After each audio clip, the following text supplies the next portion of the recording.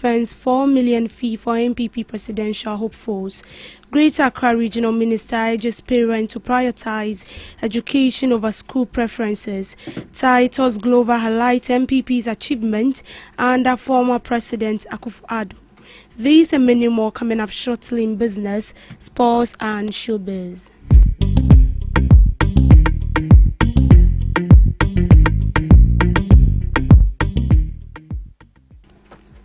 Executives of the National Democratic Congress in Tamale Central has expressed immense pride following the Electoral Commission's declaration of Professor Alidu Seidu as the Member of Parliament-elect. The executive confidently predicted that Professor Seidu will be recognized as one of the best members of parliament in their constituency. The EC declared him winner without a single vote being casted, citing Constitutional Instrument 127, which allows unopposed candidates to be elected. The by-election was necessitated by the tragic death of the incumbent Member of Parliament, Dr. Alhaji Ibrahim Muntala Mohammed, in a helicopter crash nearly 2 months ago. 3 candidates initially filed to contest, including Professor Seidu, the People's National Convention, and the Liberal Party of Ghana (LPG). However, both the PNC and LPG candidates later withdrew.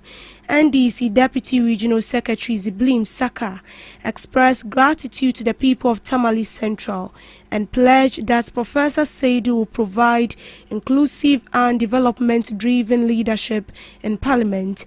Meanwhile, Professor Seidu is expected to be sworn into Parliament in the coming days to assume his duties. Today is a very great day. As you all are aware, the Electoral Commission have declared Professor Seidu Aliu Mahama as the MP-elect for Tamale Central. So we are proud as NDC members. And we want to thank the constituency,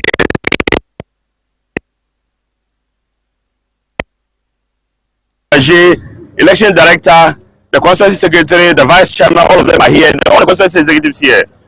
We are grateful and we want to send a message to all Ghanaians that inshallah, Professor Alidu will be one of the best MP to be elected to represent the people of Tamale Central and will be able to fill in the shoes of Honorable Murtala Mohammed. That one we can assure Ghanaians. He will deliver because we believe in his capabilities. We believe in him that inshallah, when 2028 come, when they are talking one of the best developing MPs, Professor Alidu Mahama will be named as one of the best MPs to be elected for Tamale Central. Sure. So God bless all of you. Sure. And we are grateful to the ECA, especially the media as well. You've been with us from day one up to date now. God bless you all so much. And we pray that you shall help the NDC to continue to be in power for 20 years or more. The new Patriotic Party presidential aspirant Brian Echampo has revealed that aspiring for a political position requires significant financial resources. His remarks follows an imposed 4 million development fee on each flag bearer hopeful, in addition to 100,000 nomination fee and 500,000 fill-in forms. The total cost for contesting the flag bearer position now stands at 4.6 million, while others view the levy as disgraceful and question the party's financial management. Dr. Brian emphasized on the need of being resourceful as a presidential candidate. Territory Party headquarters. I've been here, a member of this party. I met with the committee and standard questions. It's a vetting. It's not an interview. It's a vetting to see whether I qualify. And as a member of parliament, it's very easy to qualify for such a vetting unless you have any other thing against you. And I don't have anything. So we just had a normal conversation about how we're going to move our party forward. As far as I am concerned, it was a requirement that came with the forms that we have to pay a development fee. If you are a presidential candidate, you have to be able to demonstrate resourcefulness, to be able to mobilize what is required to fulfill the party's a requirement. It has been done.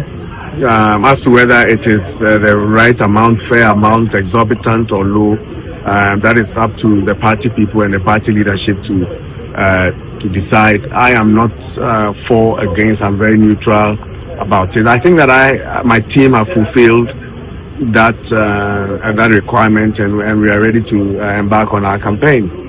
But I don't think that it came in that form. The vetting largely is based on your qualification to be a presidential candidate and to satisfy the constitutional requirement. That is what the vetting is about. There were some side questions more about how we bring the party together, or the vision on how, when you become a candidate, unite us to win. Those questions were answered square and fair. But I took an oath in there not to discuss the details of the vetting committee. If you are to ask me on another forum of my vision for the party and the country, I will be able to tell you. But for the things that happen inside the vetting committee, because of the oath that I took, you may have to. And that was from Brian Echampo, presidential hopeful on the side of the New Patriotic Party. Greater Accra Regional Minister Linda Oklo has assured parents that every student will be properly placed in schools, regardless of whether it's their first choice selection. She emphasized that her priority is to ensure every child secures a placement, urging parents to calm down if their wards are refused their preferred schools. Parents are also advised to provide additional academic support by hiring extra teachers if necessary. This was after some parents have expressed frustration with the placement process, citing long queues and high service charges at placement centers. Others also raised concern about students being placed in a day schools instead of boarding schools or vice versa. Meanwhile, the Ministry of Education has assured stakeholders of a fair and transparent system. Yes, it's an assurance. That is why I came here. My office is just closed, and I saw the kids roaming all over. And so, as a mother and a parent as well, and the Minister for Greater Accra Region, I said, let me come and see what is happening. And the officers, they've assured me, trust me, the warm reception given to the parents, I'm so happy about it. I mean, I saw a nursing mother, one of them, escorting her to have a seat so that she will be attended to. So they've given me an assurance. But the fact is that, every parent wants a certain preferred school. And that is what I'm saying. The fact that you don't get a preferred choice for your school, I don't know where to use. Don't be sad because your ward didn't get a preferred school. Definitely your ward will be placed. What we are trying to do is that, we'll see to it that if you are in Greater Accra, your ward wouldn't be sent to Sunyani for a day student so that you will go and rent a place. No, that is what we want to check and assure. And the minister has assured us, the government has also given us their commitment. They will make sure that every student will be well placed. Oh yes, that is what His Excellency the President has started. All private schools will even be enrolled on the free SHS, and so that tells you clearly that His Excellency will make sure that all schools will be on the same level to make sure that quality is assured. You heard from Linda Oklo, Greater Accra Regional Minister. The former Greater Accra Minister under the East Wall MPP government, Daniel Nikwete, Titus Glover comments the Akufo-Addo's administration for achieving a significant milestone during their first term in office. According to him, the New Patriotic Party fulfilled 80% of its manifesto promises. In an interview, he mentioned the free senior high school increasing access to education, over 58 factories completed under one district, one factory, and operationalized out of 181 planned. boosting economic growth and job creation. 758 kilometers of new roads completed in the western region, with over 54,000 nurses and 18,000 other health workers recruited. This achievement, he noted, demonstrates the MPP's commitment to improving the lives of Ghanaians in the areas of education, economic development, infrastructure, healthcare and agriculture. It's so unfortunate, say, yaw, assisting the semi, was so room, Papi Bia, Nanakuva de Yokova. In the first term of our government,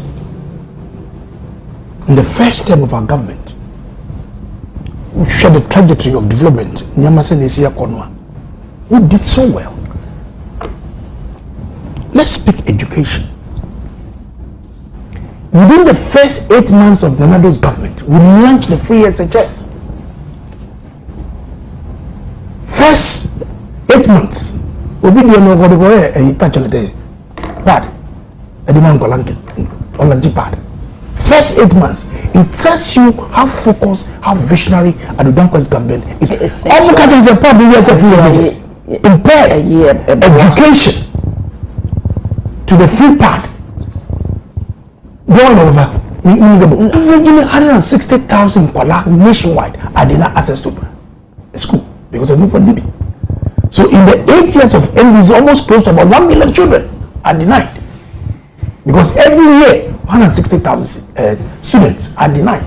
That's a division we are back. Some Palaya Sebi or Malufu Libya and Massacre Nessin Tibia Mankwalai so that they can get access to go into the classroom and get them educated. You have seen me. Look at all over. We call your code if I was STEM schools. But simple. We call a wedge outside in the city hall. We call a start of the Abemusu. These STEM schools were brought in to make sure, say, we move in Kwalai into science, maths, and technology. I didn't hear you call. You have seen me. We can say, what fancy, you are Kojina. He had access to the free SHS. Or to create beside this car. Because the children be a man. As an easy woman, Papa, I was sad, you know. They told me under health. See, we built a lot of hospitals. And the most visionary one, that was in various stages of condition. But he commissioned some. A boy one that is here was say, you posting nurses, educate, and governor. What tribe you or for you couldn't be a baby, then why are you using it? I didn't never leave the boom. I didn't never go and the yes, I could listen and say, who are you? Another year. Who can one consider ambulance? At the time, another ambulance total in this country is less than about 50. I was in Parliament in 2017. Every constituency, 275, had one ambulance. I will excess. I go. Said we are now we frere. The papa, I'm a foul. I didn't call you. You have seen moves at the end of the year. Minister, also with your course. And friends say, I quite know the idea of on this work on the as if it will serve do. As you will be. Oh, it's what crowd bound yefa. Cassette no yefe. No crowd. You see, bound yefa. Cassette no yefe. In business, Growth Investment Partners GIP Ghana Limited, an investment platform established by British International Investment, has announced a strategic investment in Springs and Bolts Company Limited, a Kumasi-based manufacturer of automotive aftermarket components. Growth Investment Partners support will enable Springs and Bolts Committed Limited to triple its production capacity. Strengthening Ghana's role as a regional automotive supplier, the investment will finance the acquisition of a fully automated leaf spring production, enabling SBCL to expand production capacity from 4 to 12 metric tons per day, while also enhancing efficiency. The expansion is expected to boost local capacity, reduce reliance on import, and position Ghana as a competitive supplier of automotive components within the West African region. With regional demand for spring, boat and related products estimated at 600 million annually, most of which is currently served by imports from Asia and South Africa. The investment will help strengthen Ghana's industrial supply chains. Jacob Colley, Chief Executive and Investment Officer of GIP Ghana, said there is a clear market gap for locally manufactured components that meet international standards. By backing CBCL, we are not only scaling a competitive business, but also contributing to Ghana's broader industrialization agenda. Founded in 2013 as a free zone company, they export more than 70% of its production to ECOWAS countries in Nigeria, Ivory Coast, Mali, and Burkina Faso, while maintaining a strong domestic presence. Derek Asamoah Boahen, Chief Executive Officer, also welcomed the partnership as the preferred source of high-quality automotive components in West Africa. Their growth has been supported through partnerships with Supreme Springs of South Africa for technical expertise, GIZ for market access to logistics and mining companies, and the United Kingdom Foreign Commonwealth and Development Office Jobs and Economic Transformation Program for market research and expanding capacities into novel production of fasteners. The company currently employs 28 people and is poised to expand its workforce significantly. With duty-free access under the ECOWAS trade scheme, SBCL is well positioned to improve competitiveness across sub-region while exploring vertical integration opportunities such as securing raw material supply chains. British International Investment is the United Kingdom's development finance institution. The organization invests in businesses in developing countries to improve people's lives and help protect the planet. To sports, several hours after missing out on winning what would have been his first ever balloon award, the FC Barcelona and Spain star Lamine Yamal has broken his silence. The young star finished second in the 2025 Ballon d'Or rankings, behind French international winger Dembele described winning the award as a dream come true. Yamal scored 18 goals and added 25 assists in 55 games in all competitions for Barcelona in the 2024-2025 season.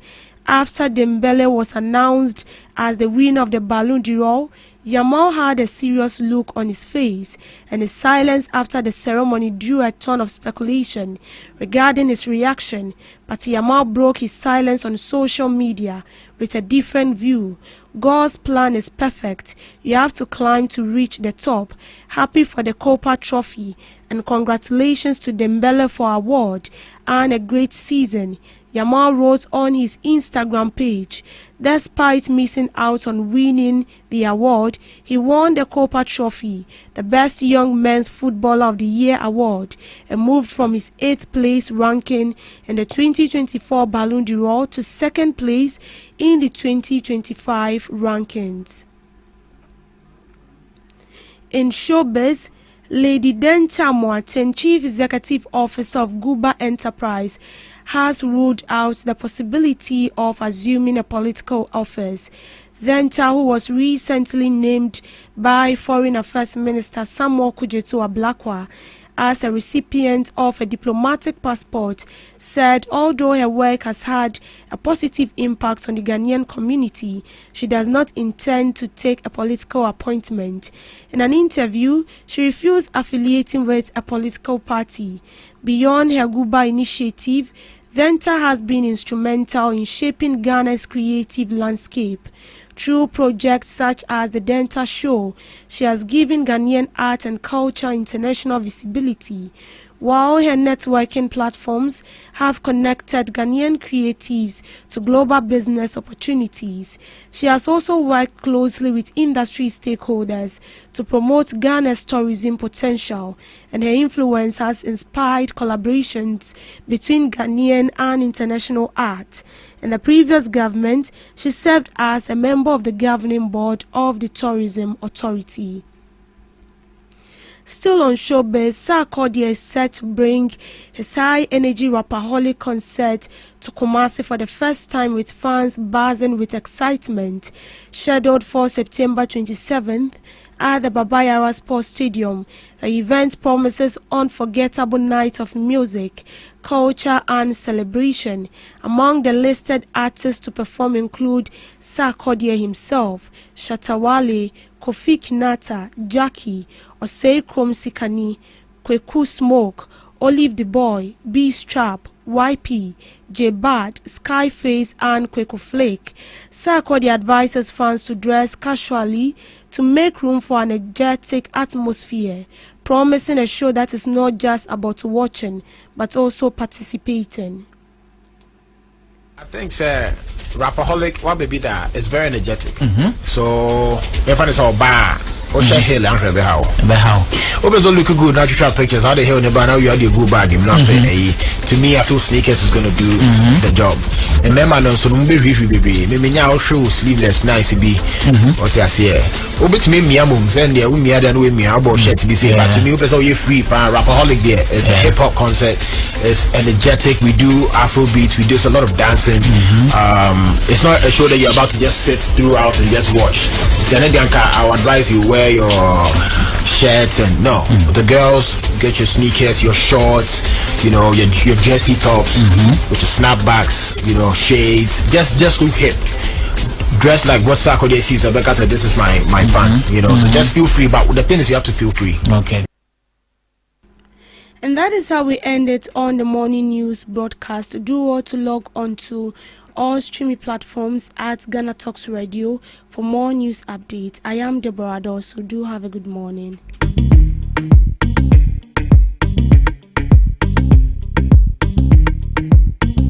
Are you ready to amplify your business or brand's reach and make a meaningful impact in Ghana and beyond? Partner with GhanaTalks Radio today to connect with a diverse audience across Ghana and beyond. Elevate your brand through on-air promotions and social media. Boost your brand during prime time. With GhanaTalks Radio, you can extend your reach across digital platforms. GhanaTalks Radio is not just a station, it's just a community hub where your brand becomes part of the conversation. Join us in fostering connections, celebrating culture, and making a lasting impression. For customized sponsorship packages and enquiries, email contact@GhanaTalksRadio.com or call +233 202 544614. GhanaTalks Radio, giving the youth a voice.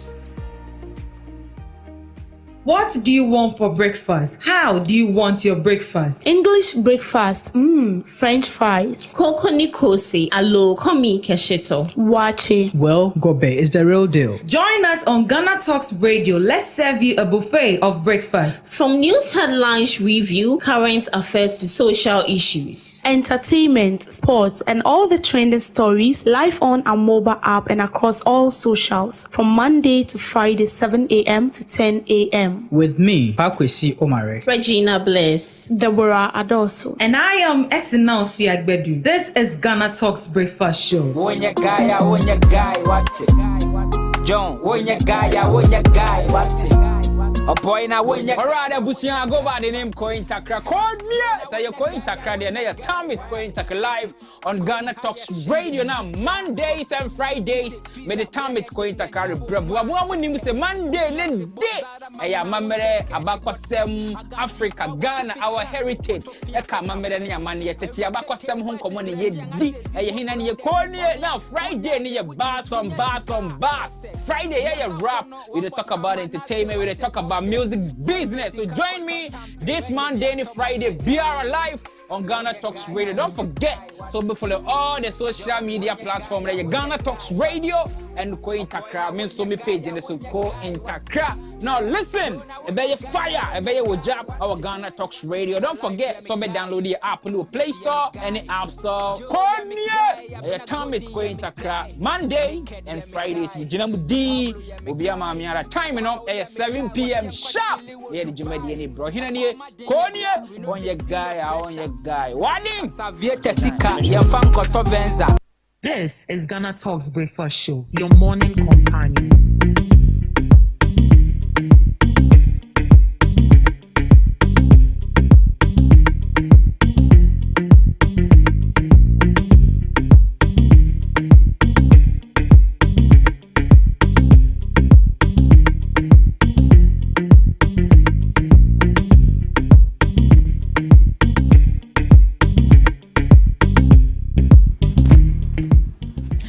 Good morning, lovely listeners of Ghana Talks Radio. You are welcome to the Ghana Talks Breakfast Show right here on Ghana Talks Radio.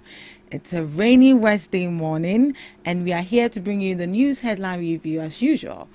From business to politics, from sports entertainment, we got you covered with the most relevant stories and informed perspectives on issues that matter to you every morning right here on the show. And you know, as usual, I don't do this alone. So sitting in the studio with me this morning is Miss Debbie Adozo and Miss Regina Bliss. Good morning. Good morning. It's a beautiful rainy morning. Yeah. This morning, if you get some kinky with, some shrimp, sardine, fried eggs. I love my kinky with a lot of compliments. We are now at that. But it's quite unfortunate. Udia won't mean that. Udia wage, ma. Miss Debbie, how are you? I'm fine. Are you also vouching for the kinky? And now your own is Wachi. Wachi is the real deal. Miss Regina? Yeah. Kinky and now Wachi? None. Cocoa. My son, you can't take cocoa. Water. All right, so let's dive into our major news items for this morning. So, on our first story, NPP outlines 8 key demands in protest petition to government. The new Patriotic Party is demanding an immediate end to what it describes as increasing political persecution, suppression of free speech, and abuse of state power under the current administration. In a petition presented during its Yensuru demonstration in Accra on Tuesday, September 23rd, the NPP accused the government of using state institutions to harass opposition members and silence critical voices. A trend, they say, signals the return of a culture of silence. These are the key demands by the NPP. The party's petition includes 8 urgent demands. End political harassment.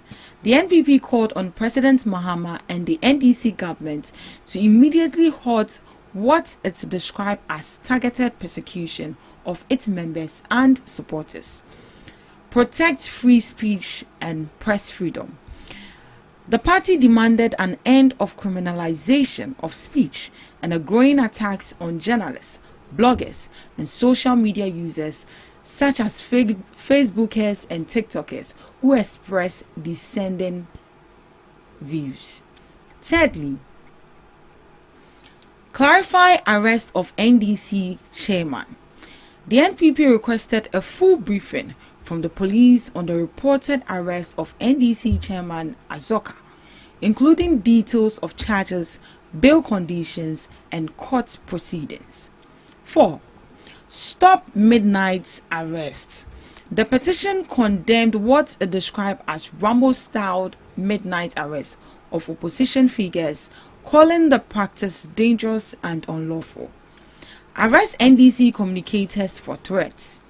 The party demanded the immediate arrest and prosecution of NDC's Ibuakwa North Constituency Communications Officer, Abdul Wahab Amudu, for allegedly threatening the lives of NPP leaders. Stop weaponizing state institutions. The NPP accused the government of using state agencies, including security services, to intimidate political opponents and suppress dissent. 7. Judiciary must stand up for justice.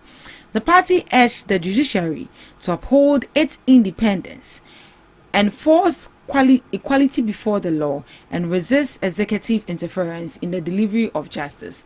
The principle of equality before the law applies whether you are an IGP or an Abronye, the party said. 8. Lastly, call to civil society and religious leaders. The NPP appealed to Ghanaians, including civil society organizations, media houses, and traditional and religious leaders, to raise in defense of democracy and speak out against political repression. NPP reaffirms commitment to democracy. The party emphasized its dedication to the rule of law and constitutional freedoms, stating, "We in the NPP remain resolute in our commitment to uphold the rule of law, protect the constitutional and human rights of citizens, and restore public trust in our democratic institution." Yes. So yesterday, the NPP went on a protest dubbed Yensuro Ehunuhunu. Yes. Ehunahuna. So. But I said Ehunahunu. I said Ehunahunu. You say Ehunahunu. I also say Ehunahunu. That is what is written here. Yensuro Ehunahunu. That means we fear no intimidation. That was the main theme of the protest yesterday. Mesh Debbie, do you see it as such that the police, that the president or the government is using the police as actors to intimidate the opposition party leaders? No. Right. I don't see it as they see it, and I'm sorry, but then I see the opposition as a bunch of jokes. Yes. Looking at what really happened yesterday, they claim that they are being intimidated and they are being silenced. They cannot voice out their displeasure again, and how they are using Rambo style to arrest their people, especially Abronye and Chairman Woon to me, and it's not a good one.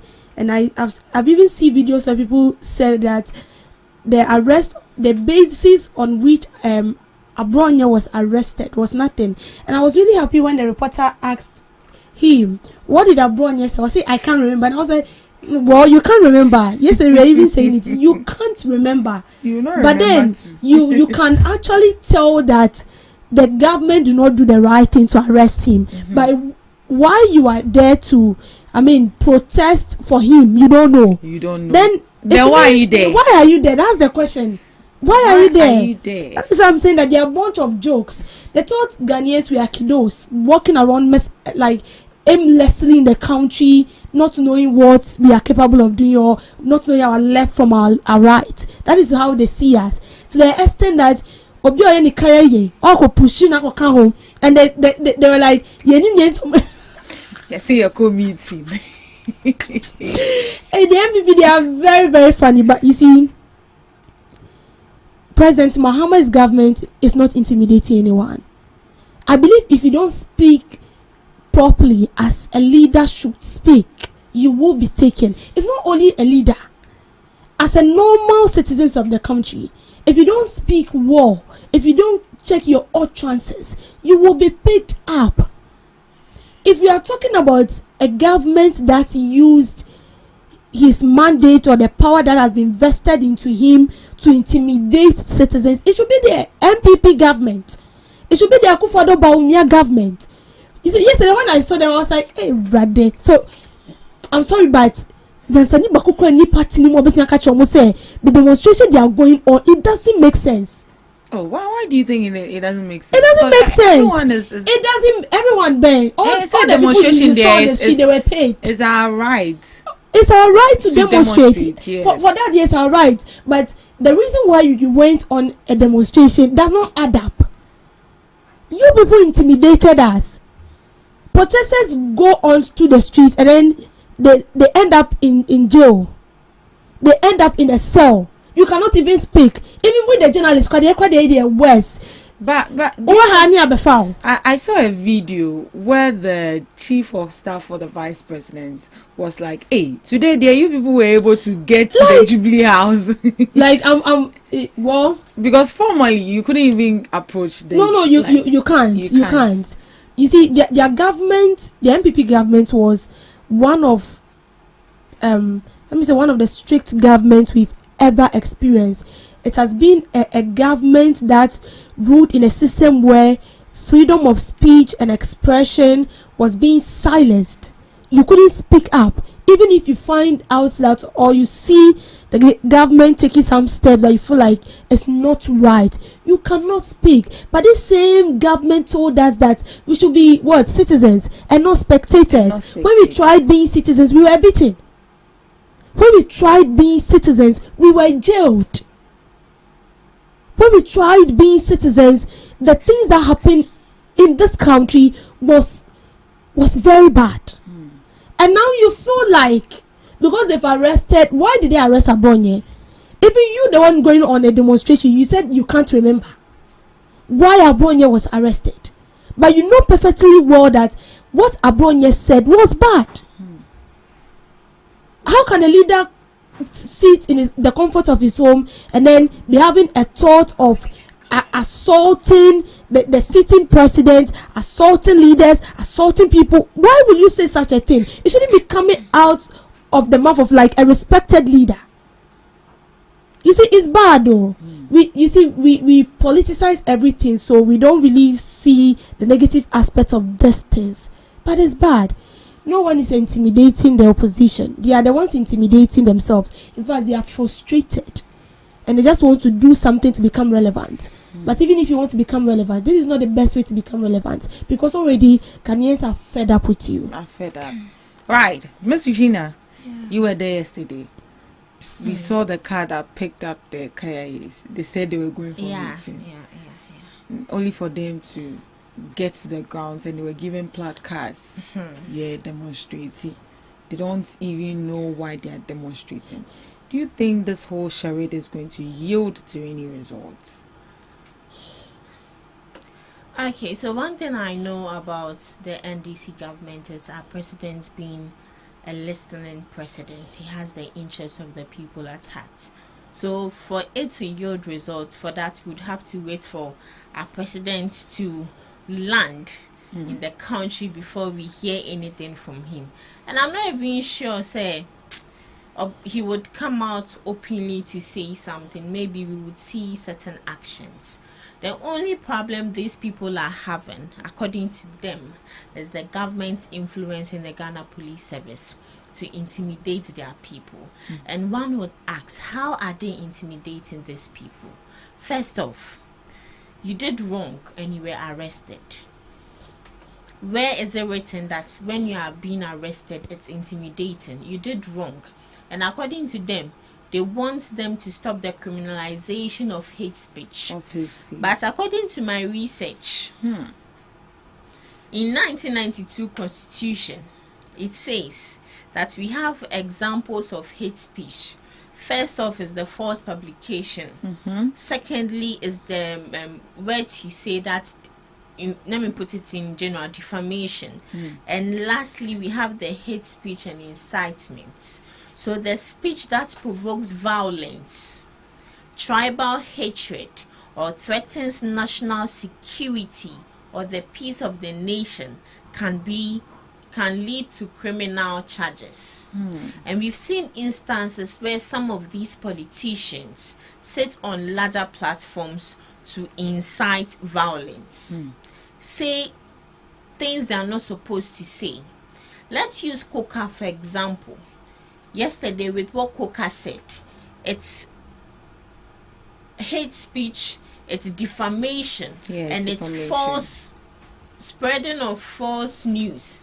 According to him, allegedly, and I quote, President John Dramani Mahama is the promoter and benefactor of illegal mining. No, who do you say? Say, another protest. Provide evidence. Provide evidence. That he's the promoter of it. Yeah. Now you're true. Now you're the which share Black Maria more. Rebecca said, they will say that the Black Maria is preserved for criminals. For criminals. But you are saying what you are not supposed to say. Something when you are being caught, you can't provide evidence. This is hate speech. President Mahama can decide to sue you. But almost sue obi pe Omeka say, hey, President Mahama sue citizen. So now we don't have the right to talk. We have the right to talk, but our speech is limited. That is why we have laws and rules governing our institution. I'm not politicizing this. During the administration of ex-president Nana Addo Dankwa, we saw instances where protesters, we have the right to protest. These people were arrested. We saw instances on Monday tear gas and they say hot water a day. No one came out to say anything. You'll be arrested and detained. Some were detained for like 1 week, 2 weeks. Yeah. But I'm not the man protestation. So I would say, in as much as we have the right to do certain things, we don't have the right to do everything. So sometimes we need to be vigilant and we need to be, excuse me to say, sensible as well. In regards to the protest, you can't tell me that you have the interests of the nation at heart and you just go and pick people out of nowhere to come and join you. Yesterday when we were running to the place, we saw one person on a motor telling the police officers, oh, young Crawford neighbor, no sprinter. Yes, sprinter ma. And Uncle Fogum, they don't know the reason why they are there. You buy people, just a motor votes. As I talk for someone some protestants and come. No one is saying they shouldn't go on a protest. According to them, they feel that they are being intimidated. Fine, you have right to everything. But when you are talking, speak with facts. It looks like the NPP, they are known for that. They don't speak with facts. And excuse me to say, they just talk blah, like an open tap. And do things anyhow. You want to say yesterday night, I said, and yes, say, media for punk, you be if you are sempa because protests way a protests. Obey anything. What media all right, moving on to our next news item. Harnessing natural resources key to ending IMF reliance. Former Speaker of Parliament, Professor Aaron Mike Okwe, has called on Ghana to take full advantage of its natural resources to prevent the country from seeking yet another bailout from the International Monetary Fund. Ghana is currently under a $3 billion extended credit facility program with the IMF, designed to restore microeconomic stability and ensure fiscal sustainability.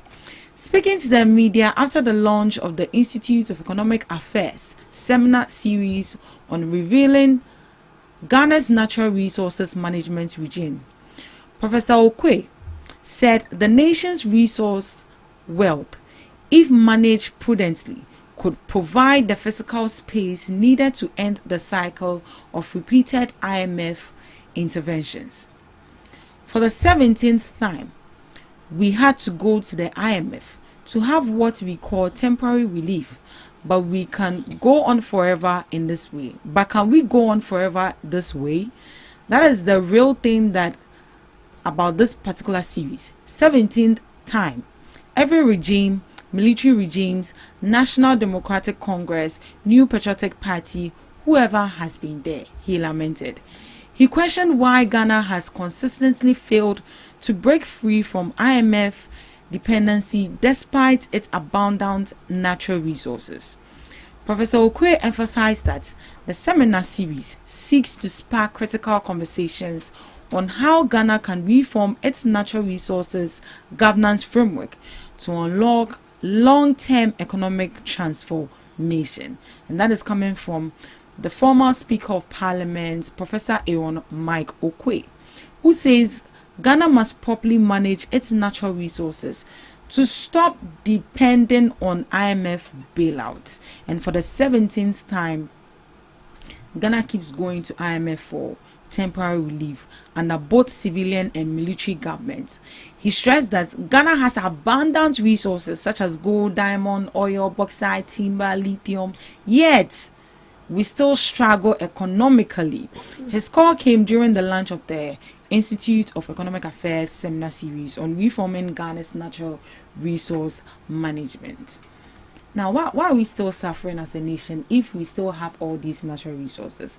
Could it be that the natural resources are not being used judiciously, or the leader is not using it well? Is it the leader or the natural resources? Which is which? What has the natural resources done? Maybe the natural resources is just there. So it's the leaders. So it's the leaders. They are not utilizing it well. Yes. Yeah. So what are your thoughts on that? So what he's saying is true. I mean, we lack. Ghana lacks leaders that really have have the people at heart, and two, we lack leaders that can make good use of what we have. You see, this morning I was reading a documentary on Joy News, and they were mentioning countries that are making good use of their resources, Zealand, Switzerland, and then countries that do not have these resources but are using their brains to make money. They are using their brains to create apps that is used worldwide. So we can mention the Singapore, we can mention the Chinas, we can mention those countries that are using their brains. Like, they don't have the resources, but they are using their brains to create things, and it's being used worldwide, and they are making money. We have the resources. What do we use it for? We have the gold. At the end of the day, the money we get is being used to import things into the country. Right. Whilst we can actually produce those stuffs that are being imported. And when I was reading through to see the list of things imported, toothpick. Ayo bamboo. Toothpick. You're importing toothpick. Now I got earbags and say, name manches. Hey, but we have, is it bamboo or timber? They use bamboo for the toothpick. For the toothpick. Abu, just say you wouldn't find your pampro cry. I said no, pampro no. The tree did our boy, and no. You wouldn't find it, but we go out to import this things. So it looks like the resources no say yet me dane sana ebedaniska way in somewhere. The little money we get, we send it out to import things that we can actually produce here. Imagine we even sugar cry, you're importing milk, you're importing eggs, you're adding rice. We still import rice. Why? It's like 90% of the things we consume here is being imported. But we have everything. So imagine we have a factory that produces sugar. We have we have them. It's not as if we don't have them. We do. I don't know what's the quality. You don't have trust in your own Ghana made. You know why? Product. It's because you're the foreign. They're not a from the beginning. Oh yes, from the beginning. So we can change them. We can change it, but how are we going? Yes, we can change it, and it's now. Because a channel, and you see, imagine we have all these factories. That money nanka abeto yen semuna nke we can actually project that into something different. We are using it out. But there will be beer. The money will be here. And that industries that will be created will also serve the people, create jobs for the youth. And the money will remain in the country. But no, resources hey, all African countries, it is only Ghana, it is only Ghana that I can say we have everything. Oh, we have everything. We have gold, we have bauxite, we have lead, cry will be lead, you will be say. Crude oil, we have it. Everything, we have it here. But it looks as if we have the thing, but we don't own it. It's for us, but we don't own it. And we don't even have industries that can how will I say it, transform this raw materials that we have into something good for us. And so when we send it out there, they do it, and then 90% goes to them. Now 10% are buying, 10% also buy one, yes, they call import it. Yeah. Have you heard lately that another country is going to be the second largest country to produce cocoa? I don't know if it is South America. I don't know if Ecuador. It's a normal region. I shall say. So we need to sit down, okay, and but we need to sit down and restructure things. Our leaders are our biggest problem. We have our leaders, our biggest problem, and because we always set the laws and we don't amend it and it doesn't work, that is why all these things are happening. All right, Miss Eugenia. Yeah. How do you think as a country you can benefit from the natural resources that we have? How we can benefit? Because it looks like we are not benefiting, but it's rather the people outside that are benefiting. Look at our gold. Ghana. Say a bedroom. I bet check. But I think the way we can benefit is to invest in our local industries, because most of these things, the raw materials they produce here, are taken straight to other countries, and these countries buy it, they process them, and later on bring it back into our country. Now you're turning aboarding, which is not supposed to be so.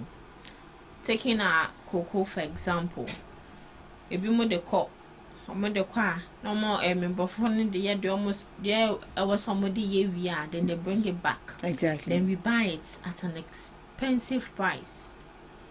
As you were saying, Ecuador is now taking the second largest cocoa producing whatever. From Ghana, we are here. Ghana, we call in Croatia, every house you get to, it's a cocoa house. Every house you get to, it's a cocoa. The last time I saw it, I was like, until if you way omoya cocoa, the next house cocoa, just a twat so until you see okoto if you want ho. But sana I buying to. See, I feel the best way we need to utilize all these things is the government investing in the local industries we have here. If you are not up to the tax, what is the best thing for you to do is to adapt to the changes around you and invest in yourself. We have a lot of industries here in Ghana, but the one thing some of these people are lacking is machines. And even the industries, the factories. They are lacking machines. We're talking about bamboo and toothpick. They even import toothpick. Even if you don't even want to import any of these, we have plastics all about. The only thing you have to do is pick them up, sanitize them, and recycle them into something useful. Most of plastics now you use and also more cra. When you go on TikTok, for example, all these people into the small businesses, omu use containers in kitty way. But I cannot say I imported these plastics or these containers from China at a reduced price. So we have recycling companies in Ghana here, but what are they really doing? They're floors. Woko China more 4 cedis, 5 cedis. It's 50 in a container. They are trying to tell us, say plastics now, they can't use that into something meaningful. So it's all about investing. And once you're investing in yourselves, the one thing that can attract customers is branding. How you sell yourself out there. Because as Debbie said, so if you want to change someone's heart towards something, what's the best thing to do? Is how best you convince the person. The notion we have, Ghana made products are not really sustainable. Branding nimpo nshadanyefe. Let's use our we will always use local rice, for example. local rice bit me ahro dear ho a comment on when you take perfume rice in bofufo we share ya na e biun oh eto dampo en roro but local rice o tasem bubai film o roro to me roro by 5 times when you we na still now yeah, so it's all about investing in ourselves and making the brand attractive for others, and making it you can say affordable yet quality. Yeah, so we have natural resources. Let's make good use of them. That is why Kennedy Japan is here to save you. Please, I'm not campaigning for anybody. We are moving on to our next story, and that is what he is saying there. All right, so let's go. Kennedy Japan adopting Asian model key to Ghana's economic growth. New Patriotic Party flag bearer hopeful Kennedy Japan has outlined his vision to drive Ghana's economic growth using what he describes as the successful Asian model of development. Speaking about how countries like South Korea, India, and the UAE built strong, competitive economies after his vetting on Tuesday.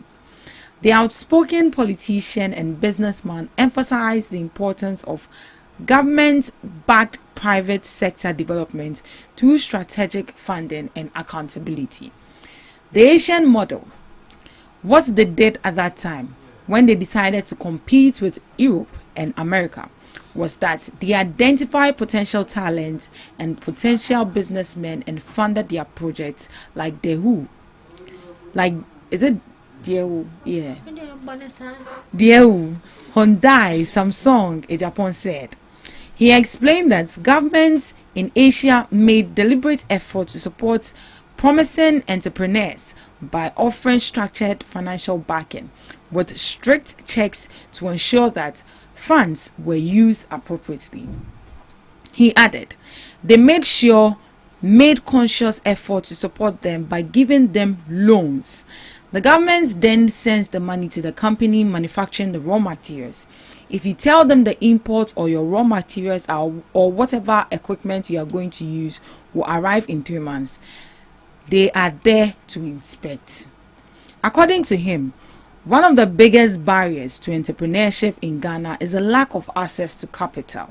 He believes that the government should play a proactive role in providing funding and then gradually stepping back once the business becomes profitable and self-sustaining. The most difficult part is the capital. So if the government supports you to get the capital and you run it well, you become a millionaire. This is how they have been able to expand their businesses, he noted. However, Japan stressed that financial support must be accompanied by strict accountability measures to prevent misuse. The government should be bold and also punish people who take the money, he stated. Canadian Japan is here to save you. He said he's going to use the Asian model of development to, in order to achieve a rapid economic growth right here in Ghana. As he mentioned that when a government sees a business, one of the major barriers or hindrances that some entrepreneurs go through is funding, capital, investment. So when he becomes the president, he's going to adopt the Asian model of development and then invest into these small business and make sure that they are check and inspection and then monitoring or whatsoever. And if the business becomes profitable, they will leave it for you. That is what he said. Do you think that is going to help us, Miss Debbie? I see you are smiling. They'll leave it like when the business becomes so successful, like take care of the business. No, here he cited an example. He's going to use their model. He's going to use their model. Yeah, and their model has to do with, I think, economic strategies and coming up with businesses and then helping people. Well, when you see Kennedy Japan, I would say he's a successful businessman. Business oriented. He has a lot of companies, like industries. He has a company that produces fruit, like juices. He has a company that they are into steel, like knives and those types. He have a company that even produces rubber, normal banku rubber. Rubber oh yes, really? Yes, rubber banku. What's the name? Plastic, this black rubbers. He has a company like that. He even have agro processing companies. This man have a pharmaceutical hub. But we are talking about the companies, like industrial companies that produces our baby. So when he's focusing on job creation, you should see that in as much as he has his negative side on the infantile chair, the man is business oriented. Yeah, He is someone who is in for, like, he has this kind of industrial, zeal and vision, and he has brought it into fruition. So well, it's not bad send the MPP party now the man, but the fact that he said that after that he had the man, I wanna me sure no. Like they'll help you create a business or what? They'll fund your business. Oh, they'll fund your business for you, and then when it succeeds for you. Then it's just like entrepreneurs be helped by a government and a collaboration between the government and a private institution where they help you, they teach you some stuff, they give you money to start, or sometimes they even get you a shop. And if that's what he's saying here, he can do it. He can do it for business. When it comes to business, so I feel like, well, job creation, if only he would do, I would say, the thing, we have a lot of people who have the vision, but immediately they become presidents or they are being given that power. You know that I'm talking about the president's seat. Yeah. So, but the only thing I can tell is that he has this kind of business oriented mind, and I feel like if truly he would do that, then trust me. Yeah, so let me take this place again. So according to him, one of the biggest barriers to entrepreneurship in Ghana is a lack of access to capital. He believes that the government should play a proactive role in providing funding and then gradually stepping back once the business becomes profitable and self-sustaining. That's right. So they'll leave all the money for you. Become a billionaire. So the 20 billion you pay taxes and all of that, so the government will still definitely benefit from. Yeah, will still benefit from that business. Assuming you set up such a large, and government is investing into that business. Maybe a budget percentage be for a couple of years, and then once it becomes more profitable, they just leave it for you to handle. And even that, you still pay tax, so they are still getting money right. Oh yeah, sure. And it's going to create a job for people. A lot of people. And already the one he has already created has, giving job to a lot of youth in, say, Ashanti is based. Most of their destiny is based in Ashanti region. Wow, Miss Regina, add your voice briefly. Okay, so I think it's a good one from him, but sometimes I think in as much as we are being limited to certain things, we don't have to wait to attain a certain position before we try to bring our visions to life. So he shouldn't wait, because as a president, and don't start he should start bringing his ideas on board, and I think his ideas, they are very great. I always say that when you compare yourself to others, it doesn't mean that you are demeaning yourself. When we look at all these countries are oboboso. Sometimes when you go on TikTok, Japan for example, TikTok, they've already written Japan in 2030.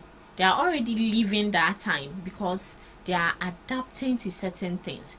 And we talked about our cocoa, for example. We export our cocoa. We don't add any value to it. We are supposed to process it ourselves and add value to it, but we are not doing it. We are taking it away.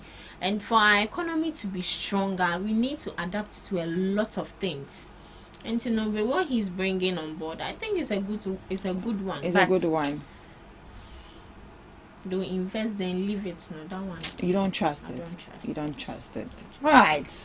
So, before we move on to the next segment here, All ECOWAS nationals who sued the Ghanaian government over the controversial US-Ghana deportation agreement have been deported, leading their lawyers to withdraw the now moot legal application. Yeah, buamono. Mobile be siga.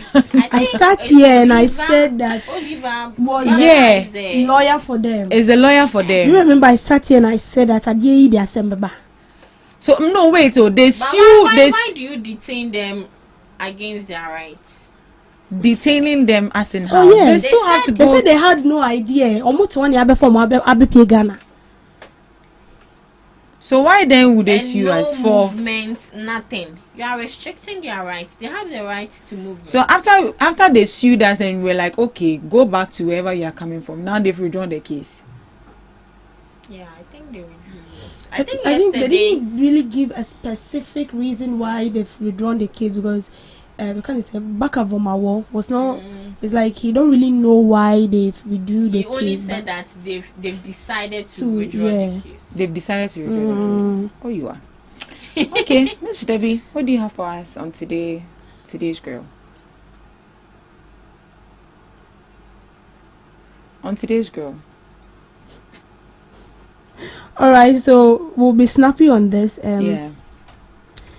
Mahama's vision backed by action and not just talk. So Ambassador Victor Smith, that is United States ambassador in this country, is saying that President Mahama has really done enough and he's walking the talk.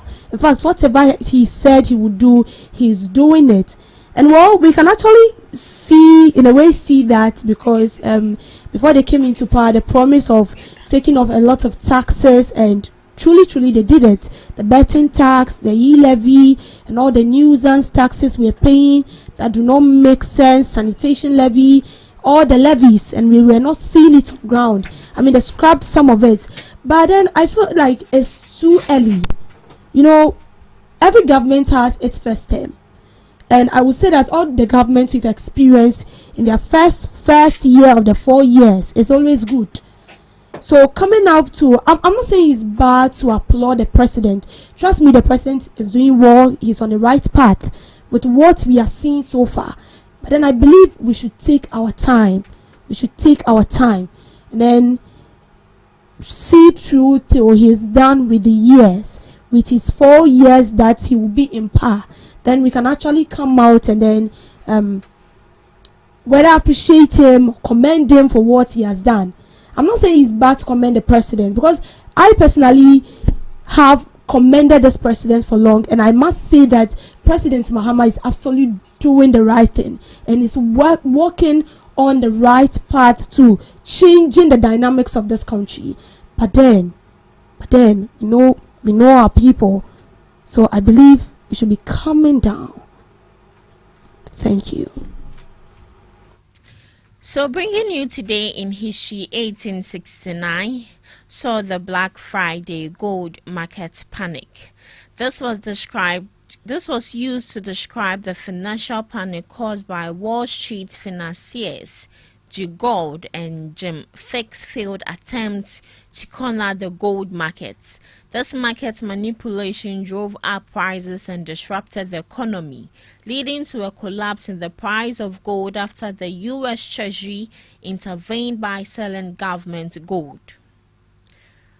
Federal troops sent into Little Rock. President DeWitt sent federalized U.S. Army troops, specifically the 101st Airborne Division, to Little Rock on this day 1957 to enforce the desegregation of Central High School and ensure the safety of the Little Rock Nine. 769 people died in a stampede during the Hajj to Mecca. According to Saudi officials, these people died in a stampede during the Hajj to Mecca. However, other estimates claim that more than 2,400 were killed, making it one of the deadliest accidents in the pilgrimage history. Chicago 8 trial, later becoming known as the Chicago 7 trial, on this day 1969 in Chicago.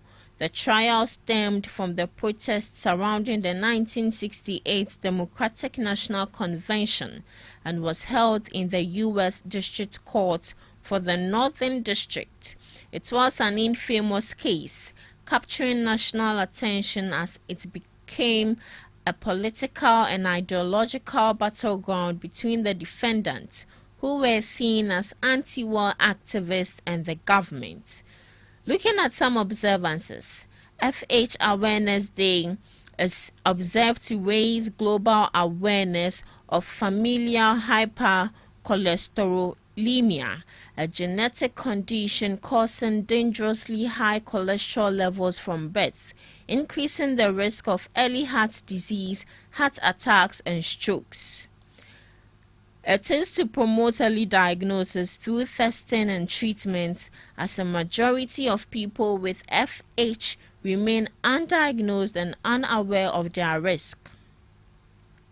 National Punctuation Day celebrates punctuation and promotes its correct usage in written language. The day encourages people to appreciate the role of punctuation marks in conveying meaningful, clarifying, and bringing order to text.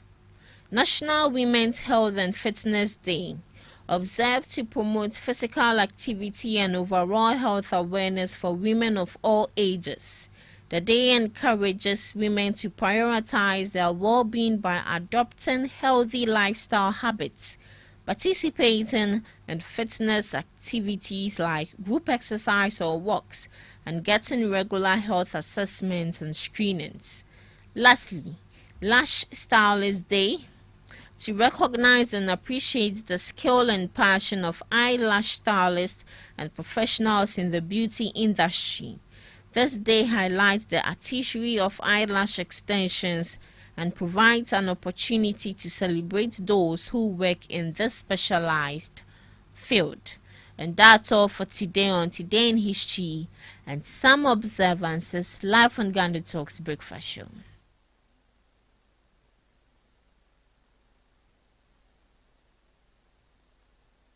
Thank you to for the grill, and this is where we bring the first segment to a close. We'll be coming up the main discussion shortly. Please stick and stay with us. Are you ready to amplify your business or brand's reach and make a meaningful impact in Ghana and beyond? Partner with GhanaTalks Radio today to connect with a diverse audience across Ghana and beyond.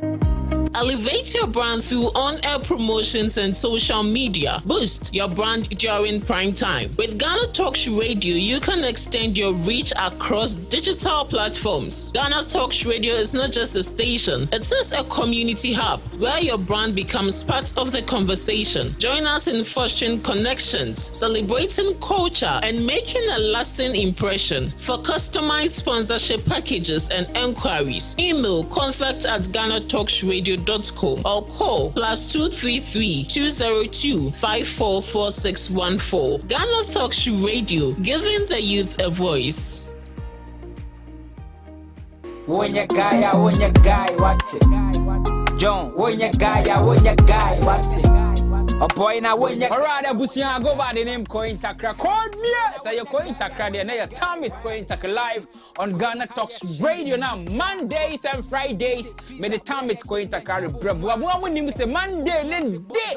Aya Mamere, Abakwasem, Africa, Ghana, our heritage. Eka Mamere ni Amani, Teti, Abakwasem, Hong Kong, ye di. Aya Hina ni Corny now. Friday, ni a bass on bass.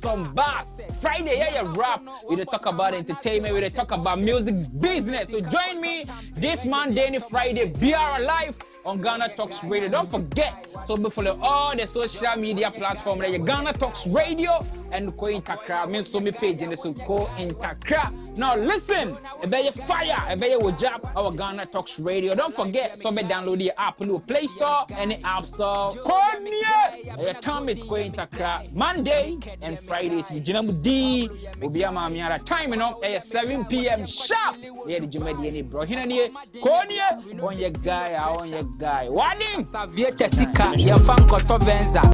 This is GhanaTalks Breakfast Show, your morning companion. This is Ghana Talks Breakfast Show, your morning companion.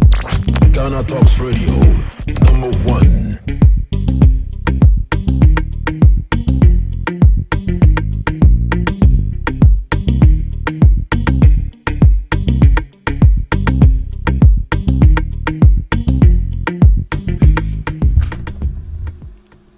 Good morning and welcome to Ghana Talks Breakfast Show on Ghana Talks Radio. Today our time has a little bit changed from the usual, but yes, we will still do justice as to whatever we need to bring your way this morning. My name is Pakwesi Omare. In the studios with me, for the sake of the rains, unfortunately we are not going to have the NPP representative join us, but yes, we have the NDC's rep in the studios and also have Esinam join us for the conversation this morning. You are going to enjoy it as we have some interesting topics coming your way for discussion. Don't forget to join the conversation as well. You can join us on all our social media platforms and on WhatsApp as well. Our phone line is very active, 0202 544 614. Gentleman and lady, welcome to the breakfast show, the second segment. Yeah. How be? By the grace of God, I'm doing well. We thank God. Thank God. Sure. Today you are joined by one beautiful princess in the studio. So I know you are not going to bully us in the studio today. Oh no. Men normally respect women. Yeah. So, once you say, okay. I'm only playing the devil's advocate. I think she affiliates with some of the ideologies of your party. So I think I don't support any political party. I didn't say she supports, I just say she affiliates with the ideologies. Yeah. I don't.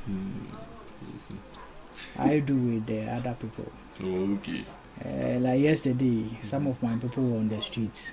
Yeah. We were complaining because rent is expensive. So now you've made your political party. Oh no, I'm a youth. So the youth complaining about the price of wheat and red. I think that speaks volumes about the youth wing of a political party. But did you actually witness that? Oh, I saw it online. I saw it online, and you see, it is part of democracy. Yeah.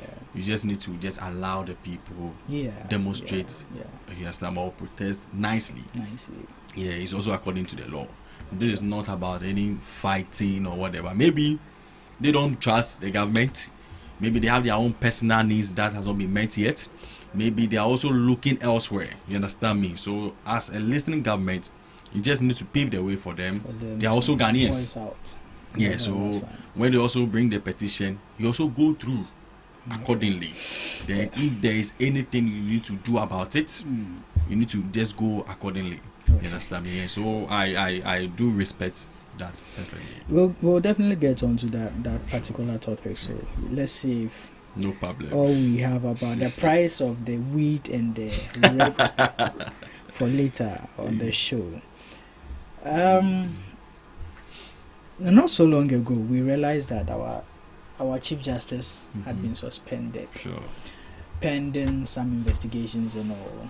And then after those investigations, due to a petition made against her by some individuals to the president also subsequently followed due process and came to a conclusion to finally remove her from office. Yeah.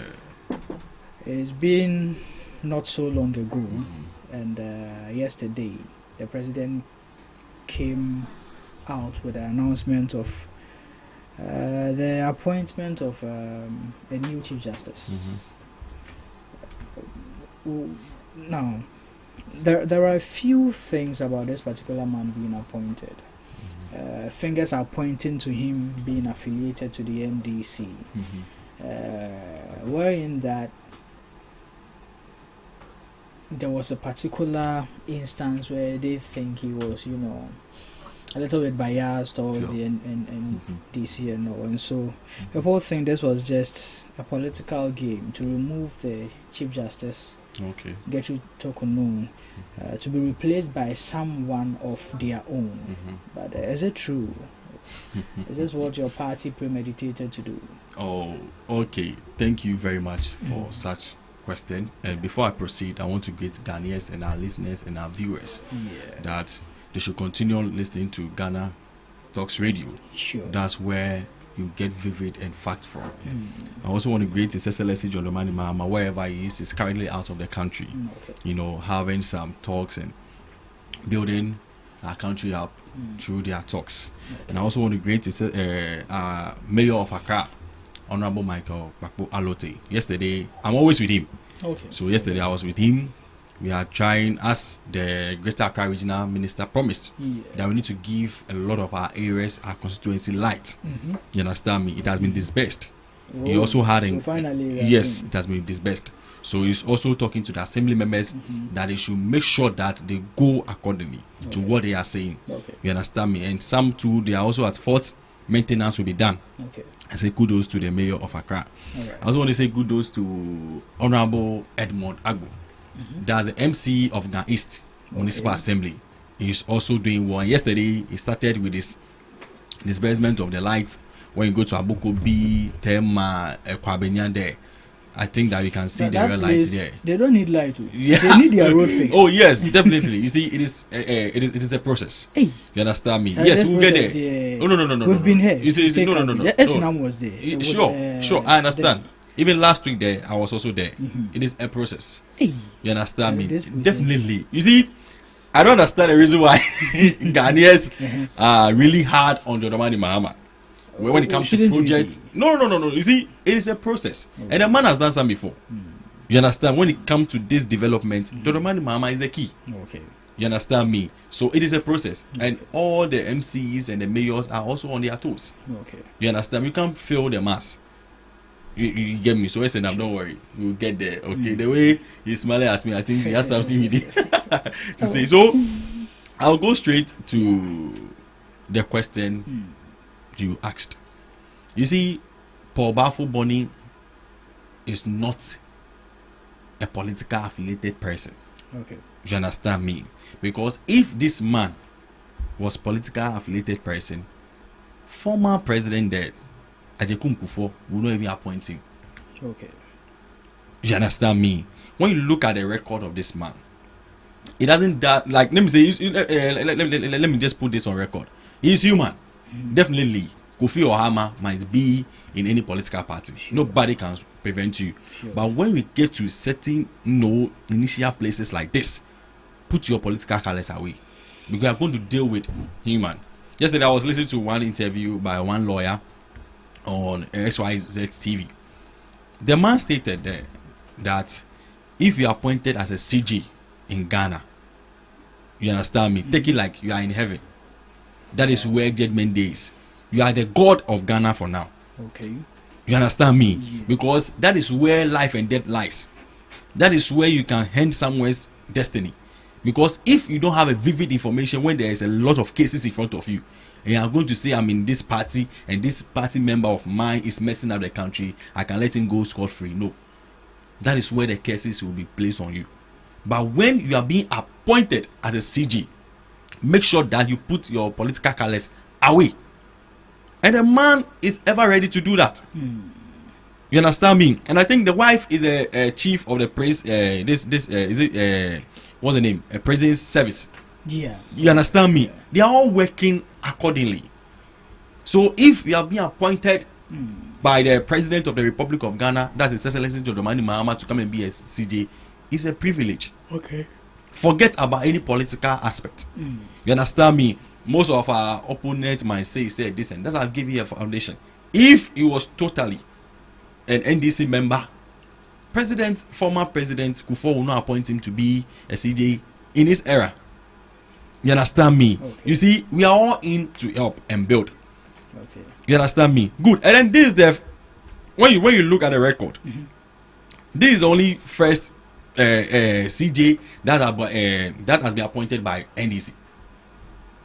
You understand me? Okay. When you look at 2019, Gertrude Araba was appointed by Nana Addo Dankwa Akufo-Addo, former president. Yeah.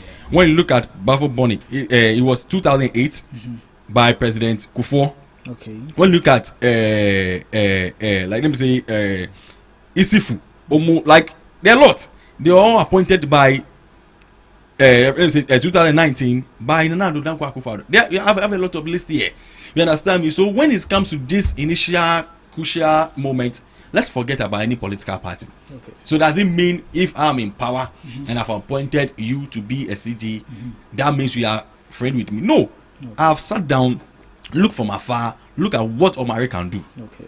You understand me? And then we all know the record that this man is having. You understand me? You see, in 2012, the election petitions in court. Where did he vote? You say what? Is it? Oh, is he? You see, I was waiting for this question, but you see, what I can say is that we should just let the law work. Okay. You understand me? The law is the law. That's it. You understand me? It doesn't mean that if Paul Bafo, I don't know why when it's time for when is the time for NDC to come and rule, then opponents will start hunchious things that I don't know. You understand me? But you see, it is politics. But we should just make our political, talks be firm and be seen and be felt. Okay.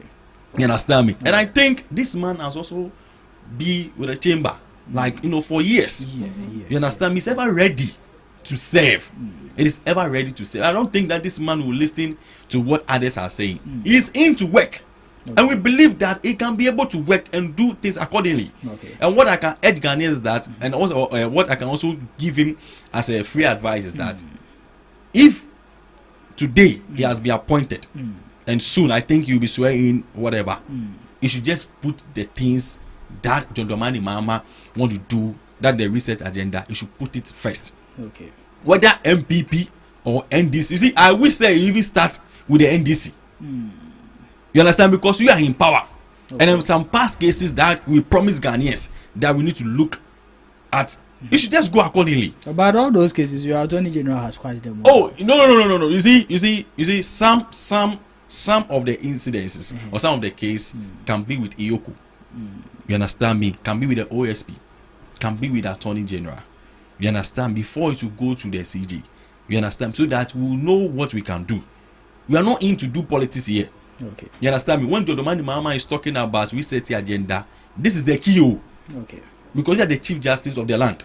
All right. You understand me? So when it is good, say it. When it is bad, let us face it. You understand me? Let your boldness be firm. Okay. If your yes is yes, yes. You understand me? So it's also learn from what the past CJ has also done. What is some of the things that we think that she did, which was good, we should just improve it. The things that people petitioned that she not do or whatever, I think some were meant for in camera. We can't talk about that. Yeah. You understand me? I think definitely you might also have an idea with it. Okay. Things that Ghanaians said this woman did, it should not go accordingly to do the same thing. Right. So that means if this man repeat the same thing, I don't think that we have a better agenda as a Ghanaian. Okay. You understand me? So as a CG, we just wish him congratulations. He should just do the needful. His yes should be his yes. Okay. His no should be his no.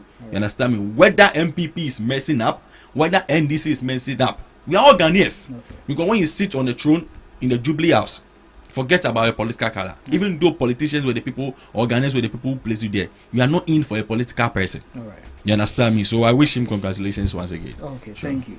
Let me ask this. Do you think that with the appointment of this new CJ, the oral is now going to take effect accordingly? Why would the oral take effect? The oral can't take effect without a Chief Justice. Without a Chief Justice? Yeah. Well, I think if that's the case, then that should be it then.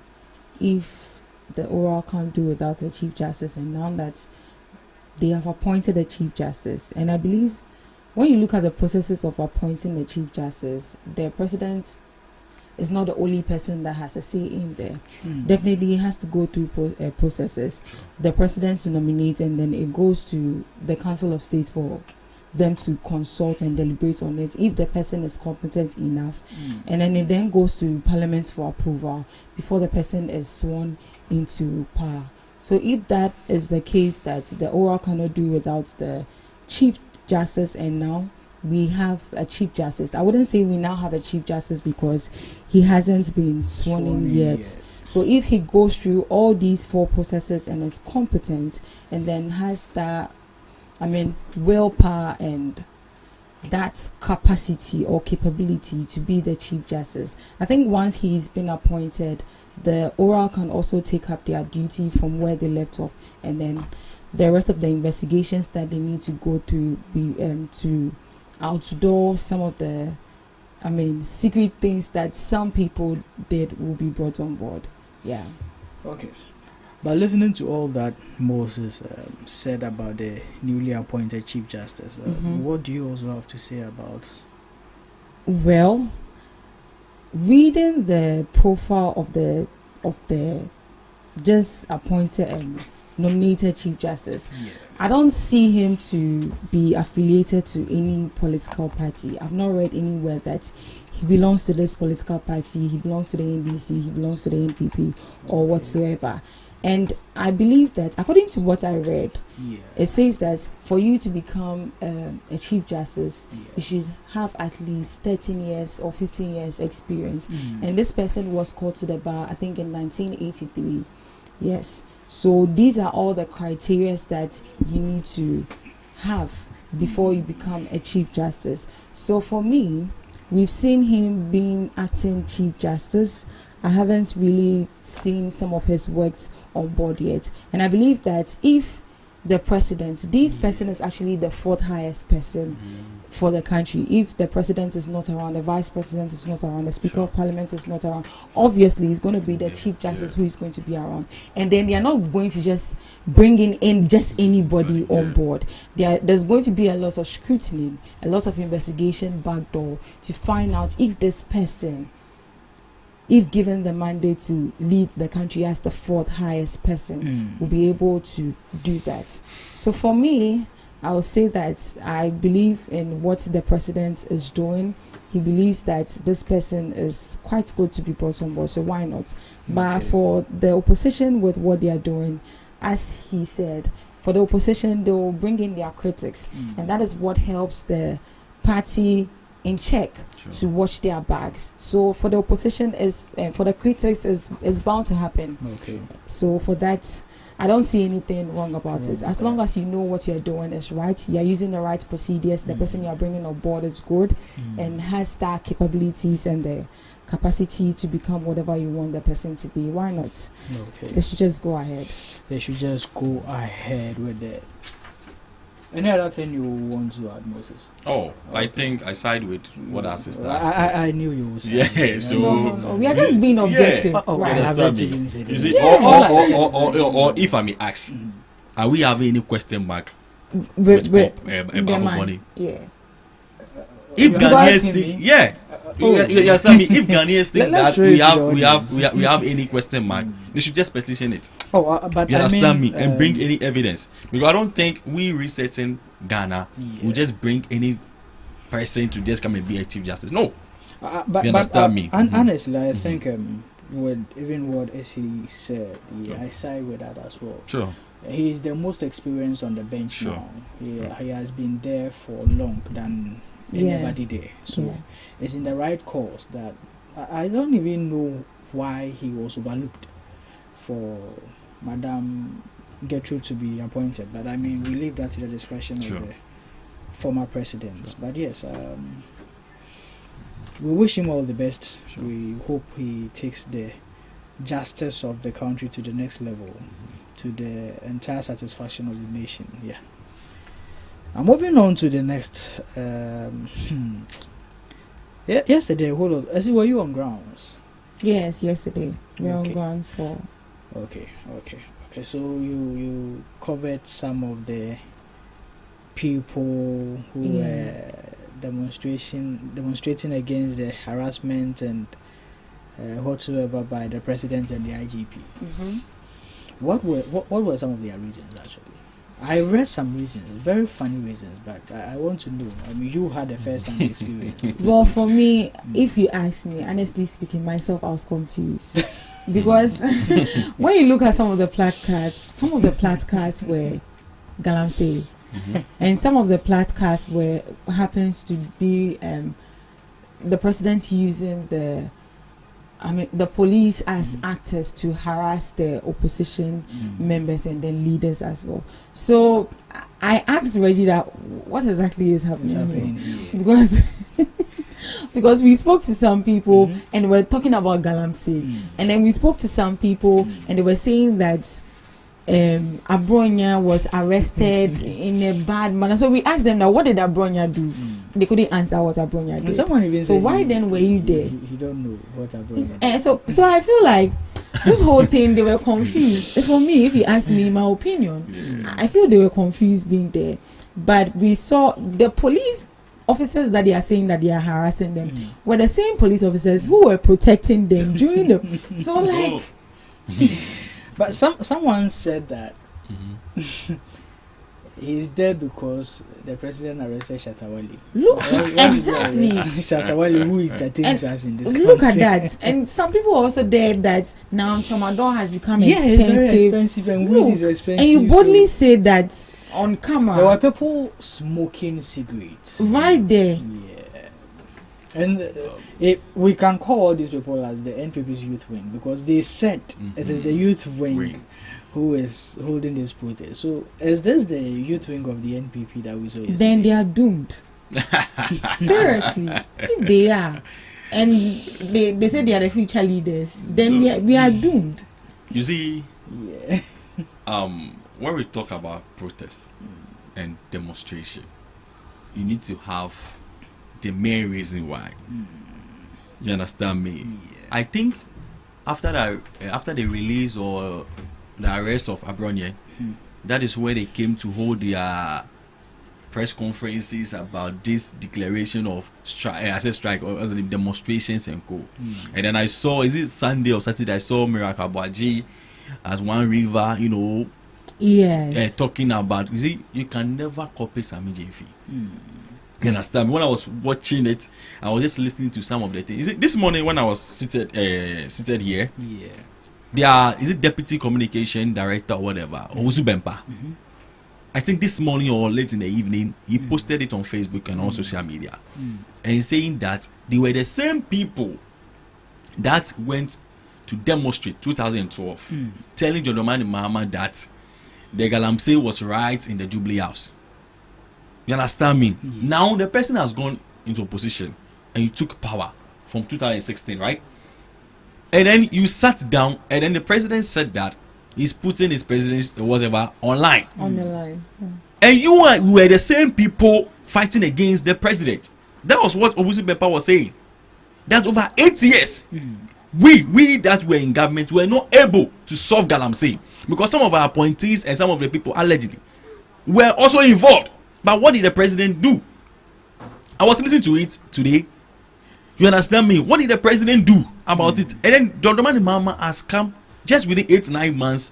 He are going to fight against the president. You understand me? You see, you are the people that was given 8 years old, and we are in power 9 months. Just a month to not even get into a year. I think 3 or 2 months we are going to end 1 year in government. Okay. You understand me? And then you'll be able to give him power. 8 years, you are not able to even solve. How many people were even able to even arrest? This is not any NDC member. Someone who is their director of communications, MPP, is even voicing out. Do you understand me? We need such people to come and talk to us, and then we'll be able to listen. Because you can't tell us that we'll be able to solve Galamsey. You see, we are dealing with human beings.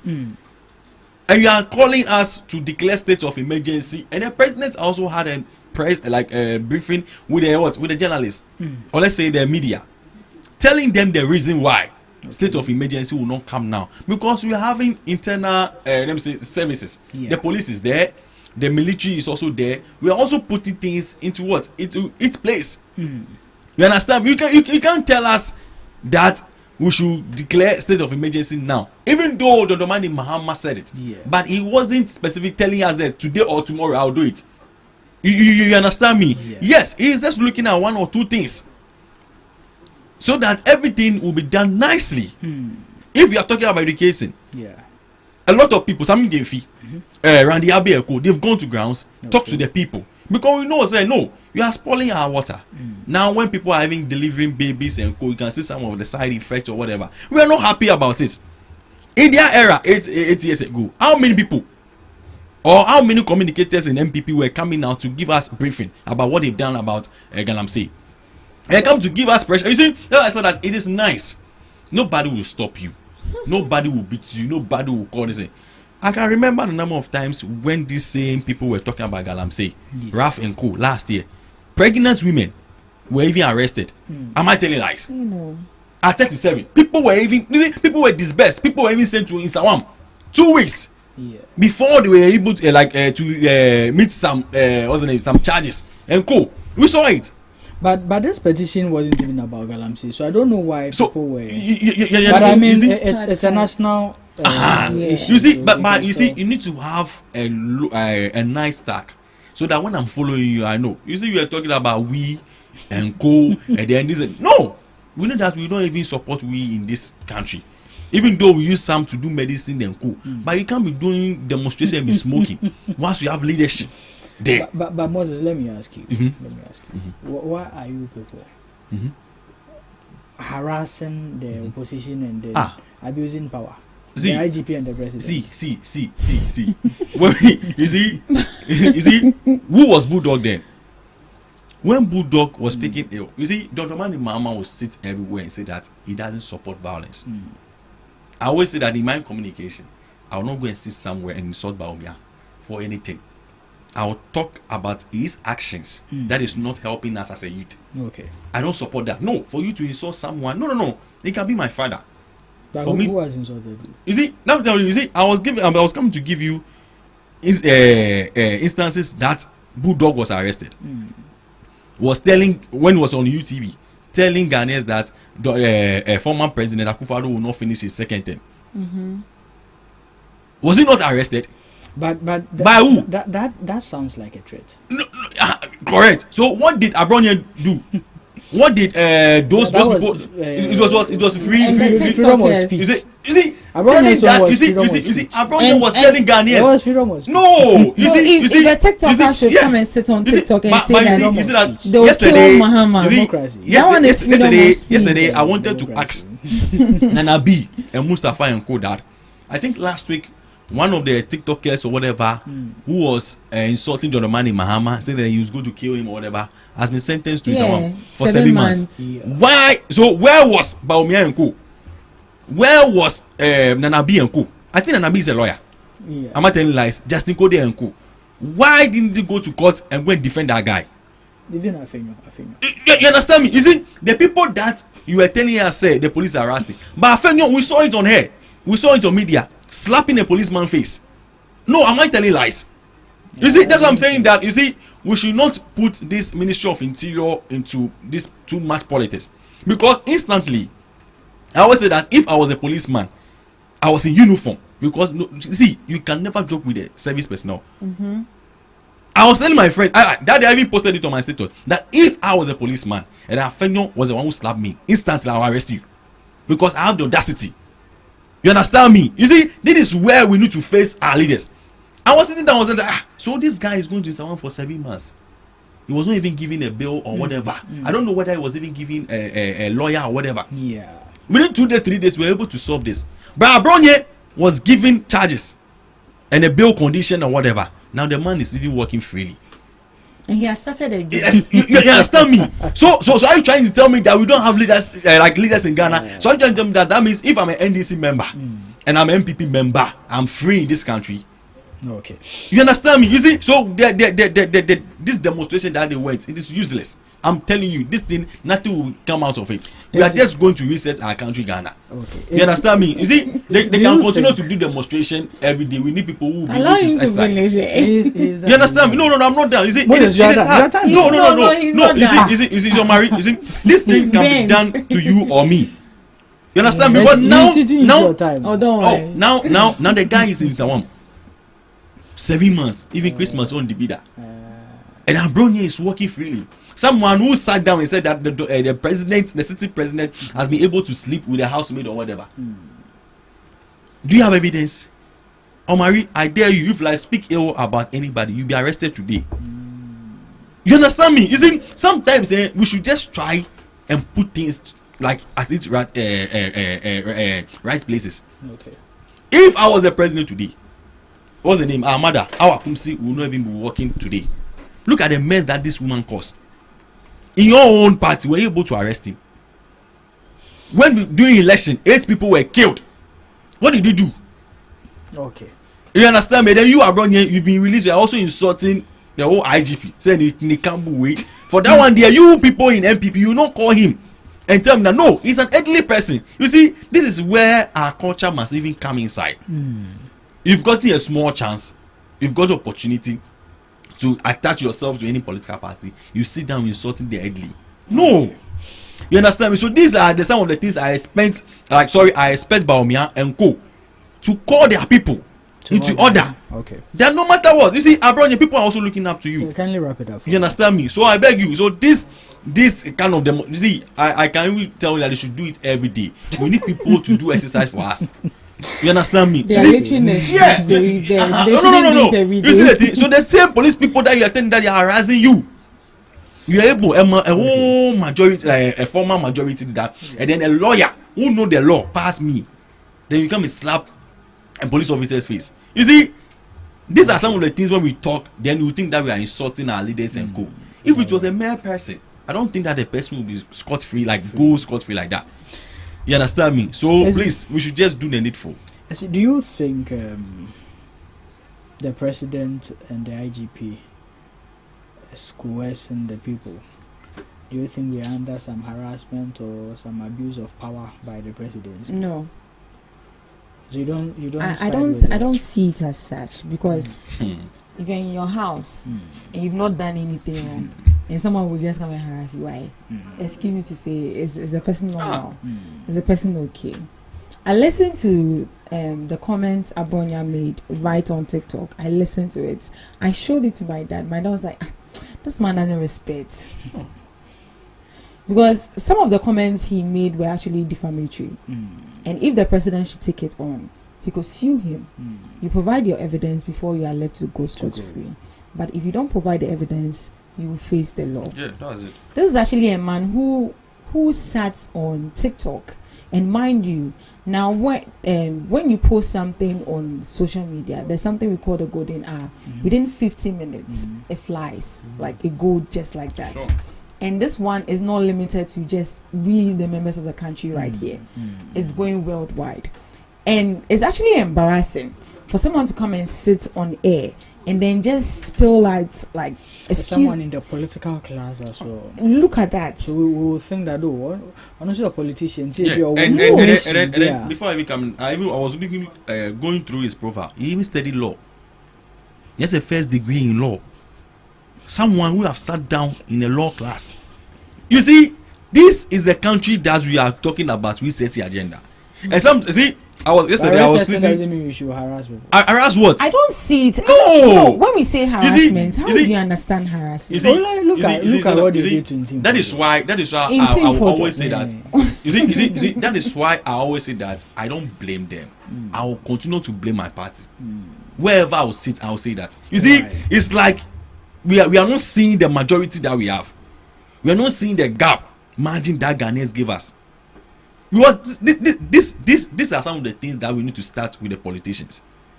You understand me? You mess up with me, I'll let the Lord deal with you. If I was the president of the Republic of Ghana, I'll make sure that Abronian will provide evidence. Me sleeping with someone. You understand me? Let this man provide the evidence. When he doesn't provide, let him face the law.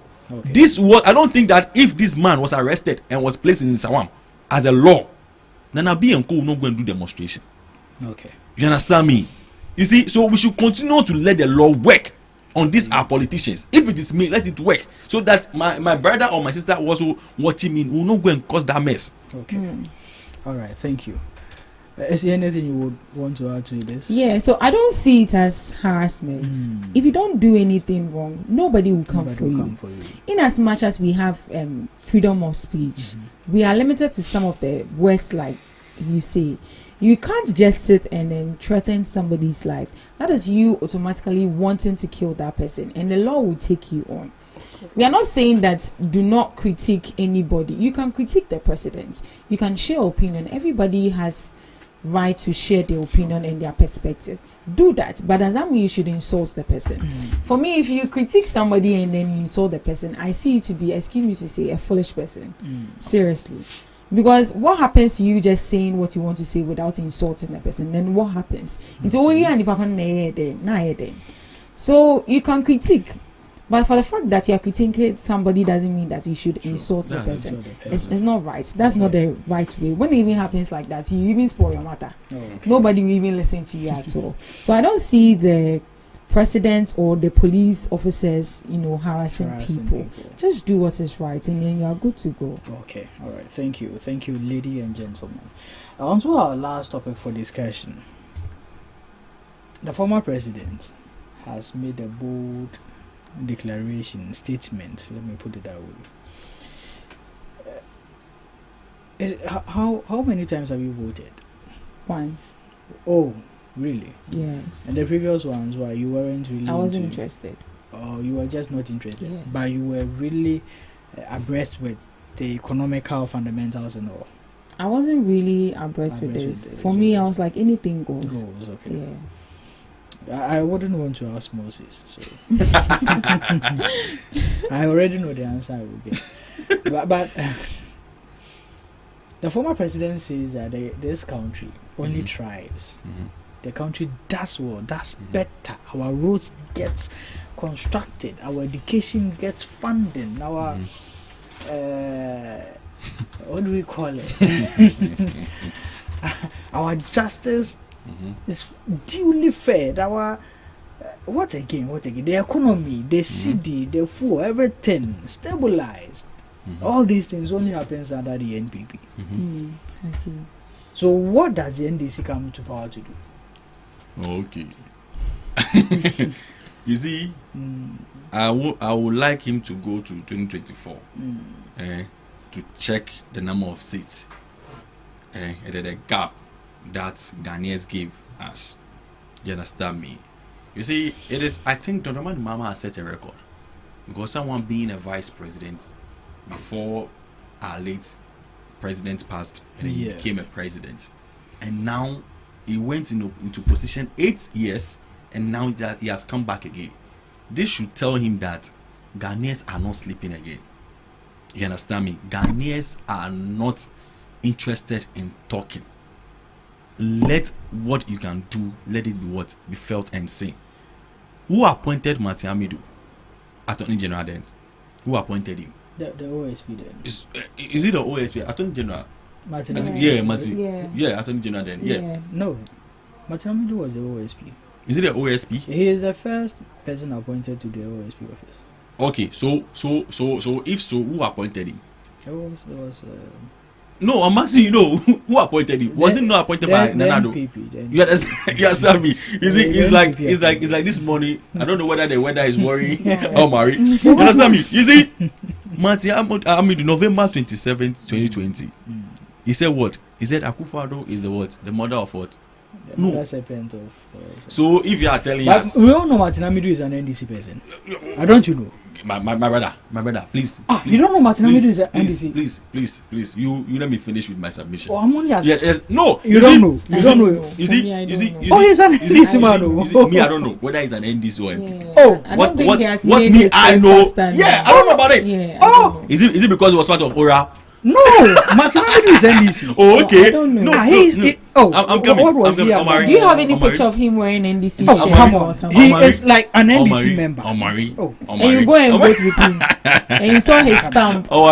So you see, I want His Excellency former President Nana Akufo-Addo to go back, you understand me, and listen to his own members who was with him. Was Alan Cash not with him? Obsinadoye, was he not with him? Japan was not with him. You understand me? You see, even their own party now, just because of this presidential primaries going to be held. I'm not cutting you off. Okay, no problem. From 2010 to 2011, who was the Minister for Interior? he's MDC. Is he? He's a card bearing member of the NDC. 2011 to 2012. 2010 to 2011. 2010. Yeah. Omar Shamamidu is NDC now. So Omari. Yes. What I want Ghanaians to know that we can never trust the words of the former president of the Republic of Ghana. Why? In so many instances, during his era, how many people died? Oh, are you saying? I'm coming. My father died 3 weeks ago. Oh no! During election. You didn't specify. No.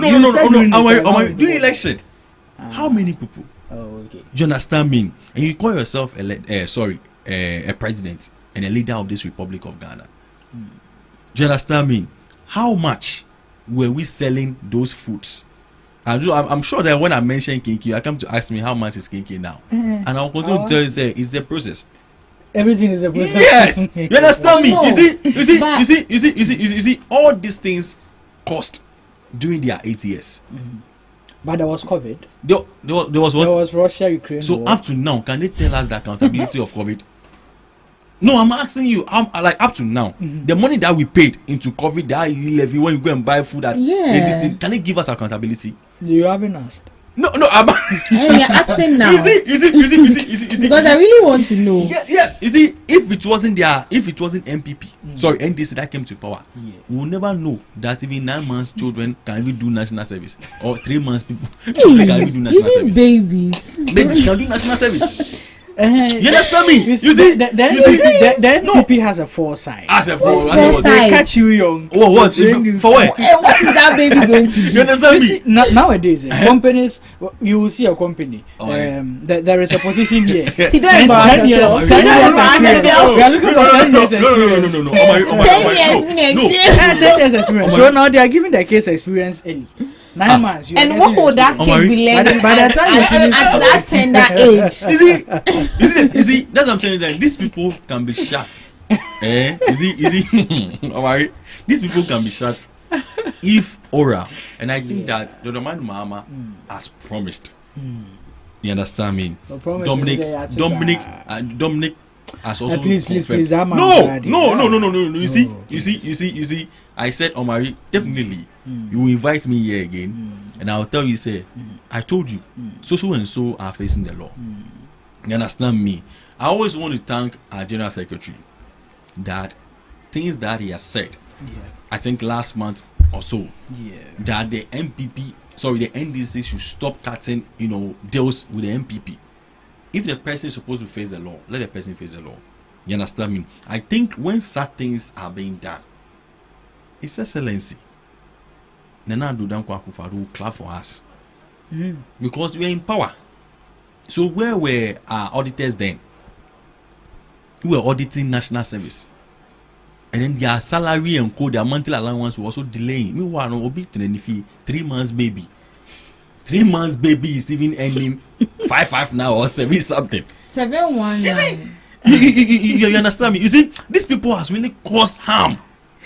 8 years old, Omari, 8 years. These people has really caused harm. I'm sure the devil is in surprise. Like seriously, and then you are going to protest.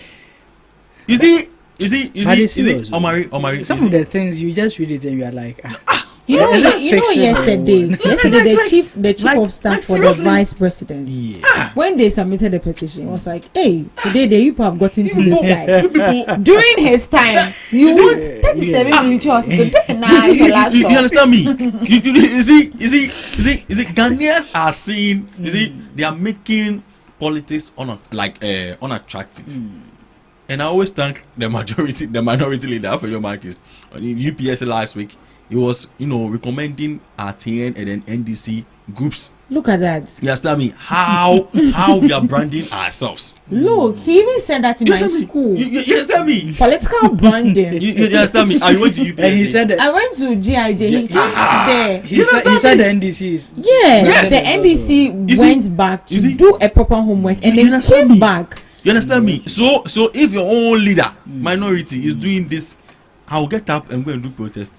He wasn't even there. He wasn't even there. I'm sure he was even shy to join them. No, but this protest, they said it is for the youth. If it's for the youth, why was he not there? Is it not the youth? MPs, who said it's not the end? The end for you. You understand me?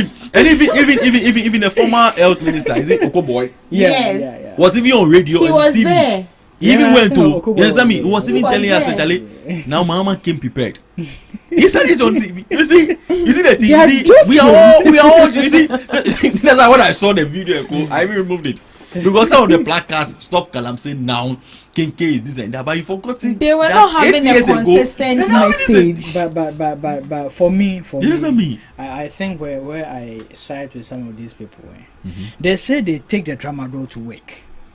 My brother. So if you made it expensive, if your party has made it expensive, my brother. See, I think yesterday wasn't the Ministry of Health brought some number of cases with this kidney.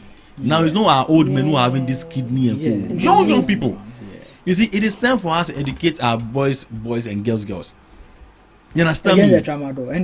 Oh no! You see, you see, Jesus Christ did not even get it easy. You understand? But at the end, he came to save us. Okay. You understand me? Yeah. We should just continue to be persistent. Something which is bad and is not helping us, we should stop. Okay. You understand? Because at this age, young people, when you rate 18 up to 32, young people are dying with this kidney. Now, even our mothers and co, they are still alive. Whilst we all know, say, even when I came to meet my mom, I need to make it in life, help him, whatever he needs. And I think that definitely I'm the one to bury my mother. But now our mothers are now burying us. the kids. Wow. They having placard showing Chamando and co, we and co. You see the thing? Our leaders, I don't think say they are even taking these things. Someone you are going to fight for. Someone you are going to look for a job. They'll tell that you call shade mama. Now you just ignore me. The person and the family are even seated in the house. And you are going there to protest. You see, I think it was an exercise. We should just be allowing them to do it. Okay. You understand me? Sure. Okay. So Izzy, yes. What would you say about what the former president said? Everyone is allowed to share their opinion.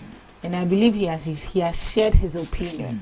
And as a leader there, if things are not even going right, you need to, speak some words of encouragement to encourage yourself that, Bibi fine. Oh, so you think he's just and all of that encouraging himself? So he has shared his opinion. Now listen to my opinion. Oh, okay. Where he's saying that under his government, that was when the only country thrived. Yeah. Okay, maybe if you give it some sort of like percentage, maybe you can give it like 10%.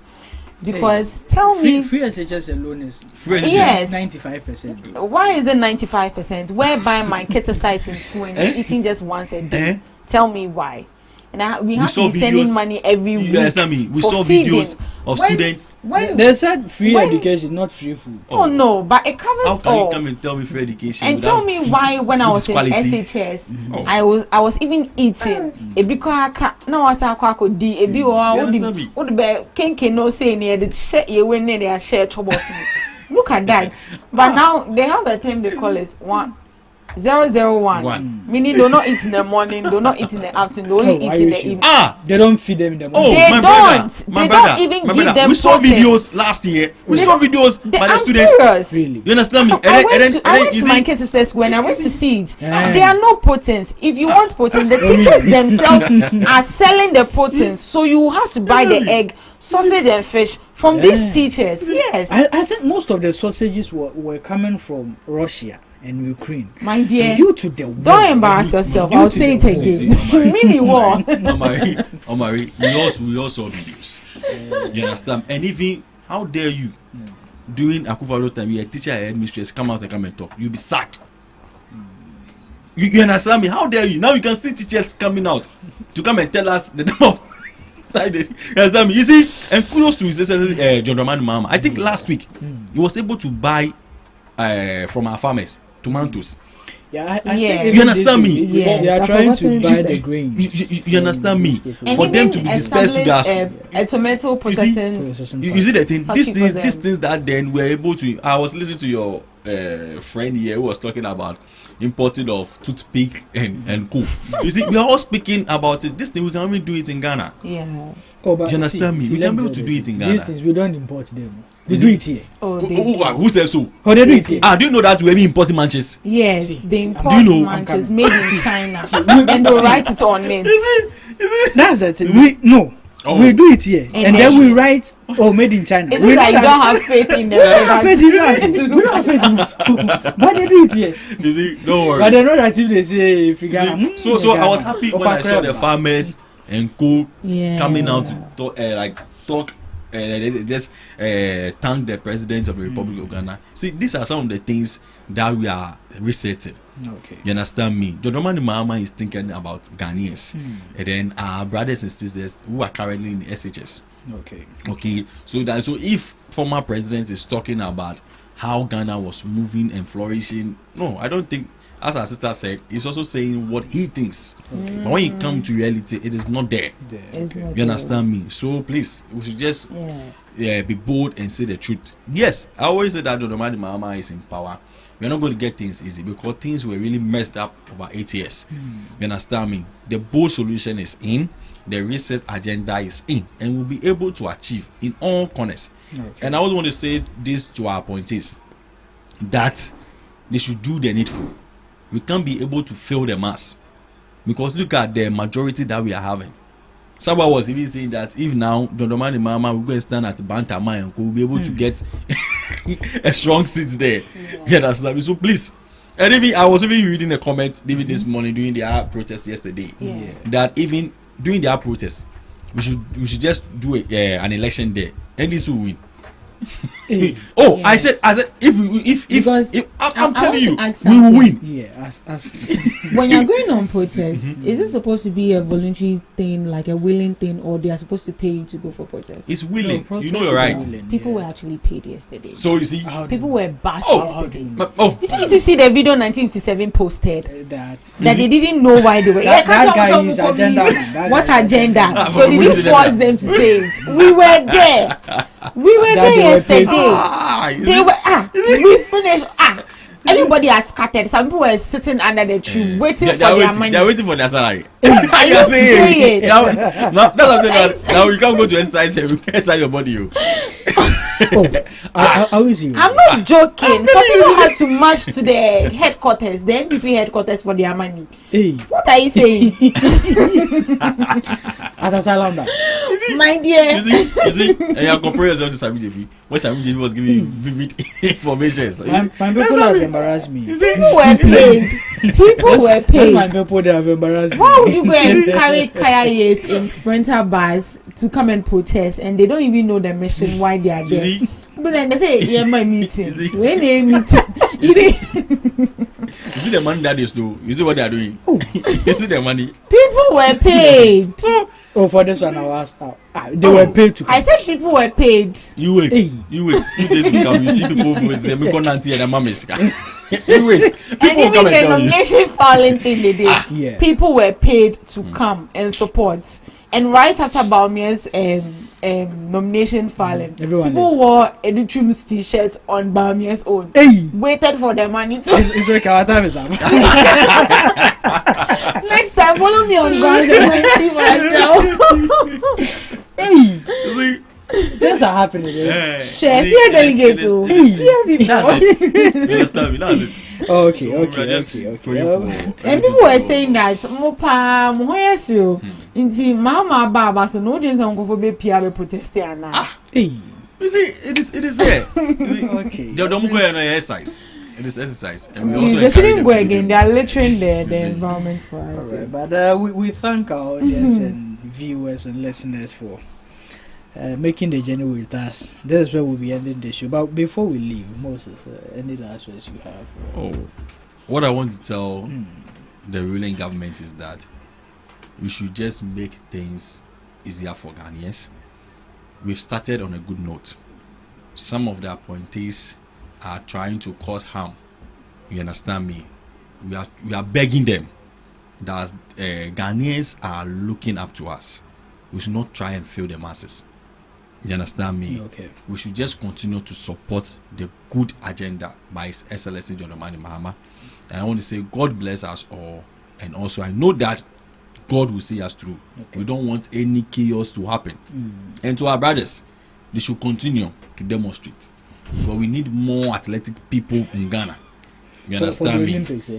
Yes. Okay. And then my sister was talking about leeching their places. They were not also paying Zoom line. How much were they paying Zoom line? 200 Ghana. It's okay. Now Malik is in. It's okay. You understand me? You if they like, they should continue to do the protest and work. Malik will employ people. Even within them, they will pay them good salaries. The work will be done. Okay. Okay. Thank you, then, Moses. Anything you would Well, want to add?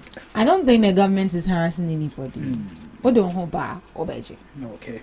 So please, in as much as we have freedom of speech, whatever you say should be based on facts. Okay. Don't go and spread false news. And then be careful of the kind of languages you use. If you try to bring in violence, the police officers will also take you violently. So as His Excellency said, they'll pick you up with IP. Yeah, with your IP address, they'll pick you up. So be careful. All right. All I would also say is that we are living in a freedom of speech country. Kawaje. Bianya Oshe. Yachiwa. But we thank you. We promised an interesting show. We've gone even beyond that. We've made it intellectual and educative to you as well. We thank you for sticking through with us. That's where we end the show. We'll come your way same time tomorrow.